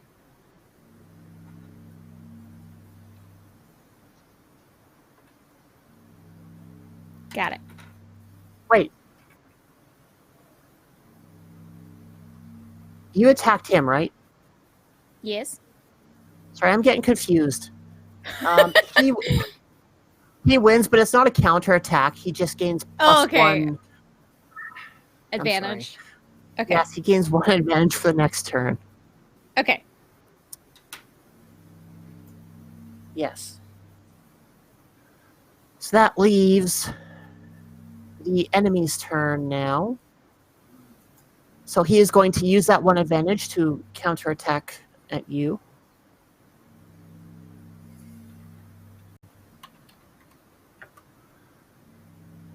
And he gets a 65 and he needs 40 to hit. So he misses. And you have an 82. And what did you need to hit? Or were you dodging your weapon deflecting? Weapon, it was 46. All right, so that's 4 as well. Yeah, it's a difference of 2. So now he would hit you for 6 damage. Okay. So we did the same thing, just at the wrong time. It was practice. Is that the end of Birdie's go? Sorry? Is that the end of Birdie's go? We're already past me. We're on their turn. Oh, okay. What is 28 actually? 28 is right arm. Okay, yeah, she doesn't have any armor there. Can I spend a fate point to do something cool? Sure. Because I'm not technically unconscious. Not So yet. I reach out an arm to that pick. I see my sister facing off the last of the cultists that I can see through the mud and the shit that's covering my face. I grab it with the other arm, put it in the ground, steady it. Then I push it back behind my arm until I feel the tip of the point touch my back, and then I just want to hurl it at this guy and just try and take his head off because I am tired, I am hurting, and it's raining, and the light is green. That's my sister! And I'm bleeding out. Yeah, you know, with use of the fate point, we'll say that hits without any rolls being involved. Yeah, so are you going to do that before or after she takes the damage? I'll give you the fortune point to jump in, and because I was waiting for the end of Birdie's turn, but I missed it changing over because I was going to use my fortune to move myself up the initiative and then spend the fate point. Sure. If that's cool with you. No, that I think would play out rather well. Right. So yeah, you do that and you embed it right in his face. And I just drop down, face into the mud, and just pass out. So then that leaves Whiskered Snout Guy attacking Germ. So did I take the damage or not? No, you would not have. Okay. Let me mark it out again. Sorry, Oh, yeah, that's my fault. I missed the turn change over. No, I'm not complaining about not taking damage. All right, Okay, come on, so go. That is. Sorry, what were you going to say, Hernley? I think it's a success for me relatively, but I don't think that because I think I still had an advantage that makes it 53 instead of 43, and I rolled the 43. So I think. Yeah, I'll have to see if the advantage can work. I mean. Oh, it's never mind. Yeah, if I keep thinking so yeah, so this is just like the opposed parry. Defending is still technically a combat action, right? If I meet the number, is it the same as? Yeah, if you meet the number, it is a success. Okay. I'll hold on to the advantage until, because God knows I'm going to need to stab this piece of. Sure. Okay, so then he hits you with an SL difference of, what is that, 2, I believe? His weapon skill is 30, 1. And then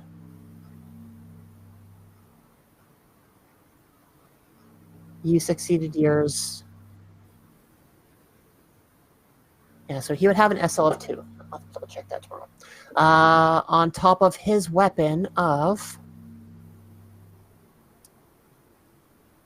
what does he have? +7, so it'd be 9 minus your toughness bonus, which I think is pretty high, 5. isn't it? Yeah, 5. So you get 4 damage coming at you. Okay.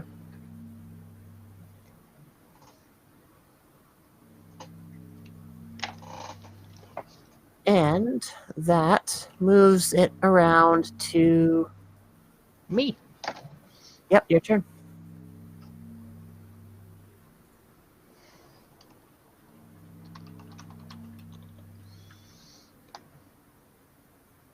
And an 11 against a 3. What is your weapon skill? 43. Yeah, so you Actually, have... this is where the advantage would come in. So then it's 53. Yeah. So. Yeah, so your SL of 4 is greater than his of 3. So you win this battle. It is also a critical hit because double numbers. And you hit him. What's an 11? 11 is left arm. Left arm. Okay, so if you want to roll a D100 for that one.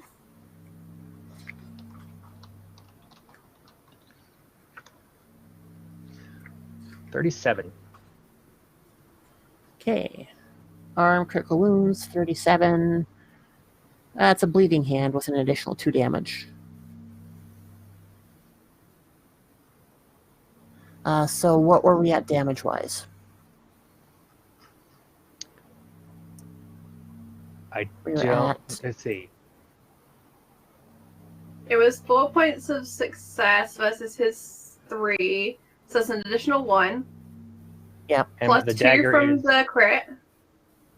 Yeah. Plus your strength bonus. 3. So 3 plus 6 plus your dagger basic bonus. Which is damage on the dagger is strength bonus plus 2. Yep. Okay, so that's 8. Minus his toughness of 3, which will be 3 points of damage towards Whiskered Snout Guy. 5. Cool. So then we go back around to Zippy. He's never going to draw again. Okay. Do we still... How many cultists? 1. 1? I'm just going to smack that. Gonna tap that. 48. He's gonna tap that. What is your weapon skill? He uses his other dagger. Well, your melee basic, sorry. 53, melee basic is 45, so it's like 0.3? I don't know. Does it have to break the 10s to lose a shift? Sorry, what do you mean? Well, the difference between 48 and 45 is 3. Oh yeah. Well, I guess with fast SL, you have a success, so your SL would be considered 4. Okay, so I hit my target number. Yeah, and he completely missed his. Sweet. So, So 10 points of damage to 84, which is, I think, is his foot. Yes. yeah, which it would His left leg. take off his leg completely, and his blood is so pressurized it all pours out all at once, and he dies. Woo. And it gets all over you. Fantastic. But Oh none my of it's god, on me, finally. right? I'm going to reveal the baby. Ew, what's that? I have baby. You look in and you see an infant. It does not look corrupted at all. We all hold up daggers. You can't be too safe. Now that the fight has died down, you notice that there's a few bodies that are sitting right at the foot of the altar that the group of mutants were standing around, and you couldn't see it from where they were before, but it actually looks now that they may have been surrounding them.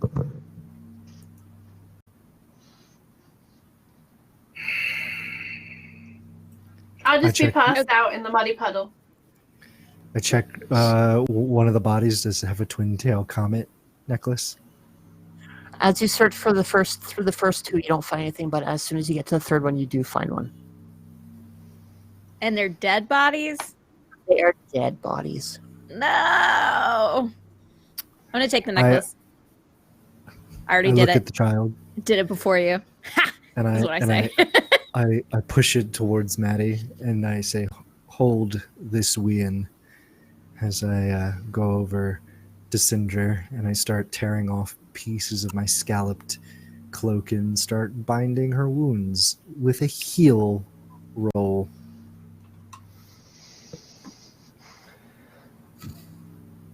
Also, yeah, I have placed the infant on the ground and walked away. Good call.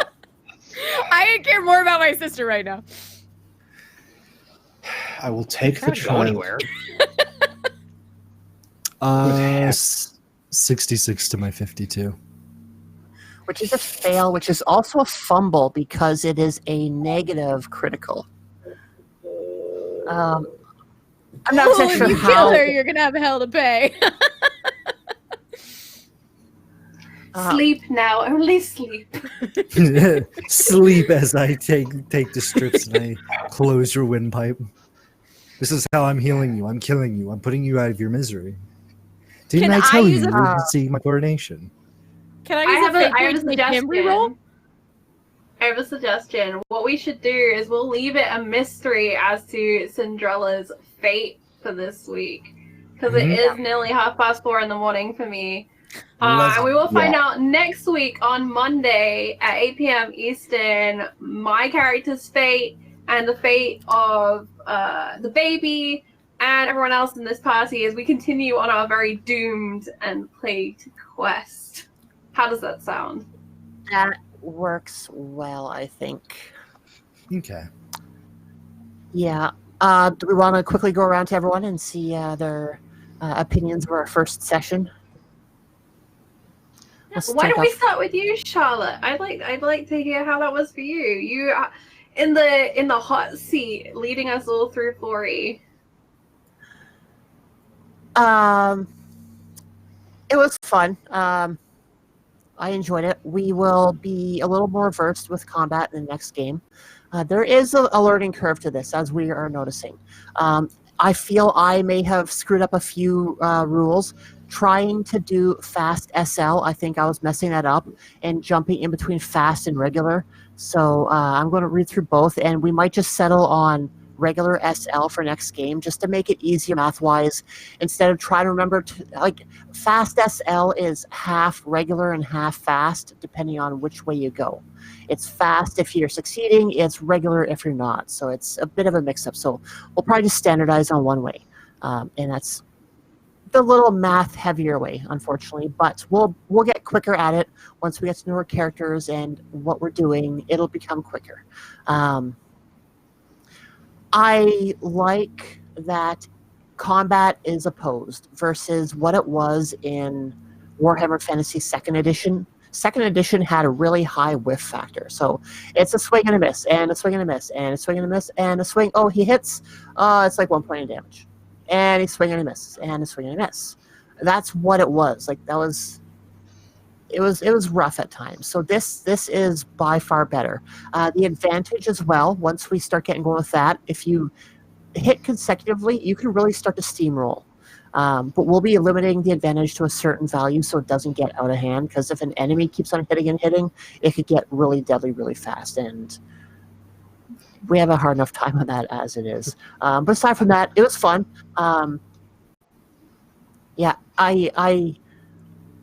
This session that we did is not part of the Night of Blood. This was something else I've been thinking of for quite a while. If you are familiar with any of the Black Library novels, you may recognize the story. I think Pope might. We'll talk about that later. I feel it was a nice way to work into it to get used to the skills. It's not as in-depth of an adventure to start off with. And then once we tie up our loose ends on the next session, we'll go into the Night of Blood and we will get down to business. Sweet. So that is all I'm going to say for now. If you care to find me on social medias, I'm at Foxfire22. You'll be able to find me here next Monday as we play our second session. And Charlie, over to you. That was quite the Night of Blood, regardless of if this was Cubicle 7's module or not, which, by the way, you can check out for free over on Drive-Thru. So if you want to check out Night of Blood, go and check that now for free. Also go and check out the starter kit that they've just released. It's a wonderful way to get into the system before you deep dive into the monstrous book that is the core book. But this is also a beautiful book, and congratulations to Cubicle 7 for the writing in this book. That's super cool. Well done to them for that. Before I say who I am and my favorite bits, I want to hop over to Birdie and hear what Birdie's favorite bits were today and where we can find her and all of that good stuff. Oh my gosh. So this system is completely new to me, like I said earlier. And so I definitely picked up on one of my favorite things was being able to oppose someone's hits. It was a good way to stay involved, even if it's not necessarily your turn, as opposed to something just happening to you. You actually get to participate in it. So I really appreciated that.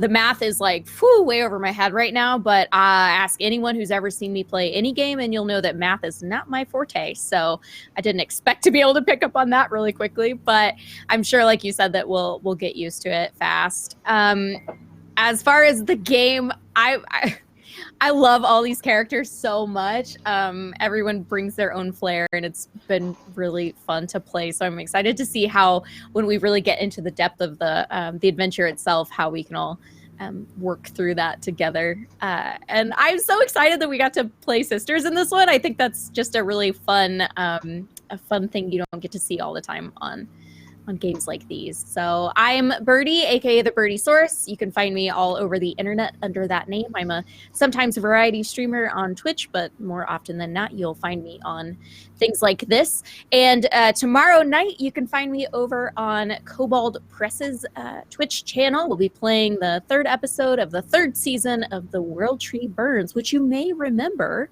from its past here on Encounter Roleplay. So come check us out, or check out the VODs on YouTube. They're on Cobalt Press's YouTube too. I got other things, but you can check my pinned tweet. The crucial pinned tweets. And Zippy, how are you doing, our Prince of Elves, Slayer? I'm doing great. Baby saver. Baby, yeah, of course. In the grimdark universe of Warhammer, where you have giant anthropomorphic lizards that can fire the power of the sun out of a gem on the back of an ankylosaurus, as well as the fact that you have rat men going around people's towns and stealing them in the night. You gotta save the babies, because they're the next adventurer. I really enjoyed playing it. I didn't know how High Elf would work in this setting. I'm only really versed in the Ulthuan High Elves. I'm not really versed in the Reichspiel or the Reichland High Elves, but it was kind of fun. I enjoyed the dynamic, and I liked kicking ass, even though we messed up on the toughness rolls. Please let me kick more ass. And speaking of kicking ass, Grum, how are you doing? Not Same bad. question. It was fun. Like I legitimately had fun. Yeah, completely. I've seen the system before, but not really any in depth to it. So, it's fairly easy to just. I'm gonna roll stuff and hope, and it worked out mostly. Don't look back at what happened. And where can we find you on the internet? At Hermley on the Twitters. Yeah, I do stuff, draw stuff, pin tweet, look at stuff. What is this pin tweet people keep saying? Who does that? Hipsters. And Pope, my dear friend for many forays into Warhammer in its various incarnations, how was tonight for you? Oh, this was just an appetizer for things going much, much worse. It is this is just the beginning of the swift and terrible decline that awaits all of us. Speaking of such cheery things, hi everybody, my name is Pope World Build on the Twitter, World Build on the Twitch. I lurk in all your streams.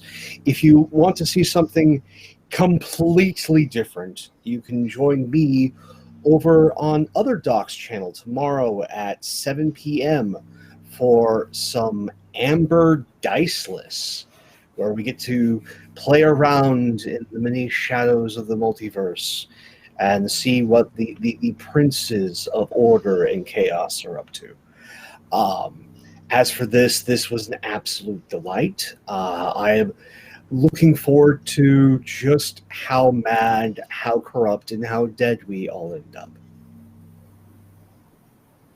I am also looking forward to this, and I come to this as a person who, in her first 4E campaign, spent the entire time snorting warp dust for its various mutating properties, and it worked out just great. Thanks again to Cubicle 7, to all of our sponsors, Fancy Grounds, Whaling Games, Tabletop Loot. I feel like I'm missing one, but I think that's all of them. Encounter Roleplay for letting me sit in here, and to Charlotte for running this wonderful game. I look forward to being back here next week with this cast and crew who are energetic balls of chaos, and I can't imagine anyone better to delve into mud, blood, sweat, tears, pain, corruption, and more with. Skaven aren't real, but until next time, try not to roll too many 100s, 99s, 95s, 96s, 97s, 98s, or nat 1s, because we want to be there laughing when you do. Good night and take care.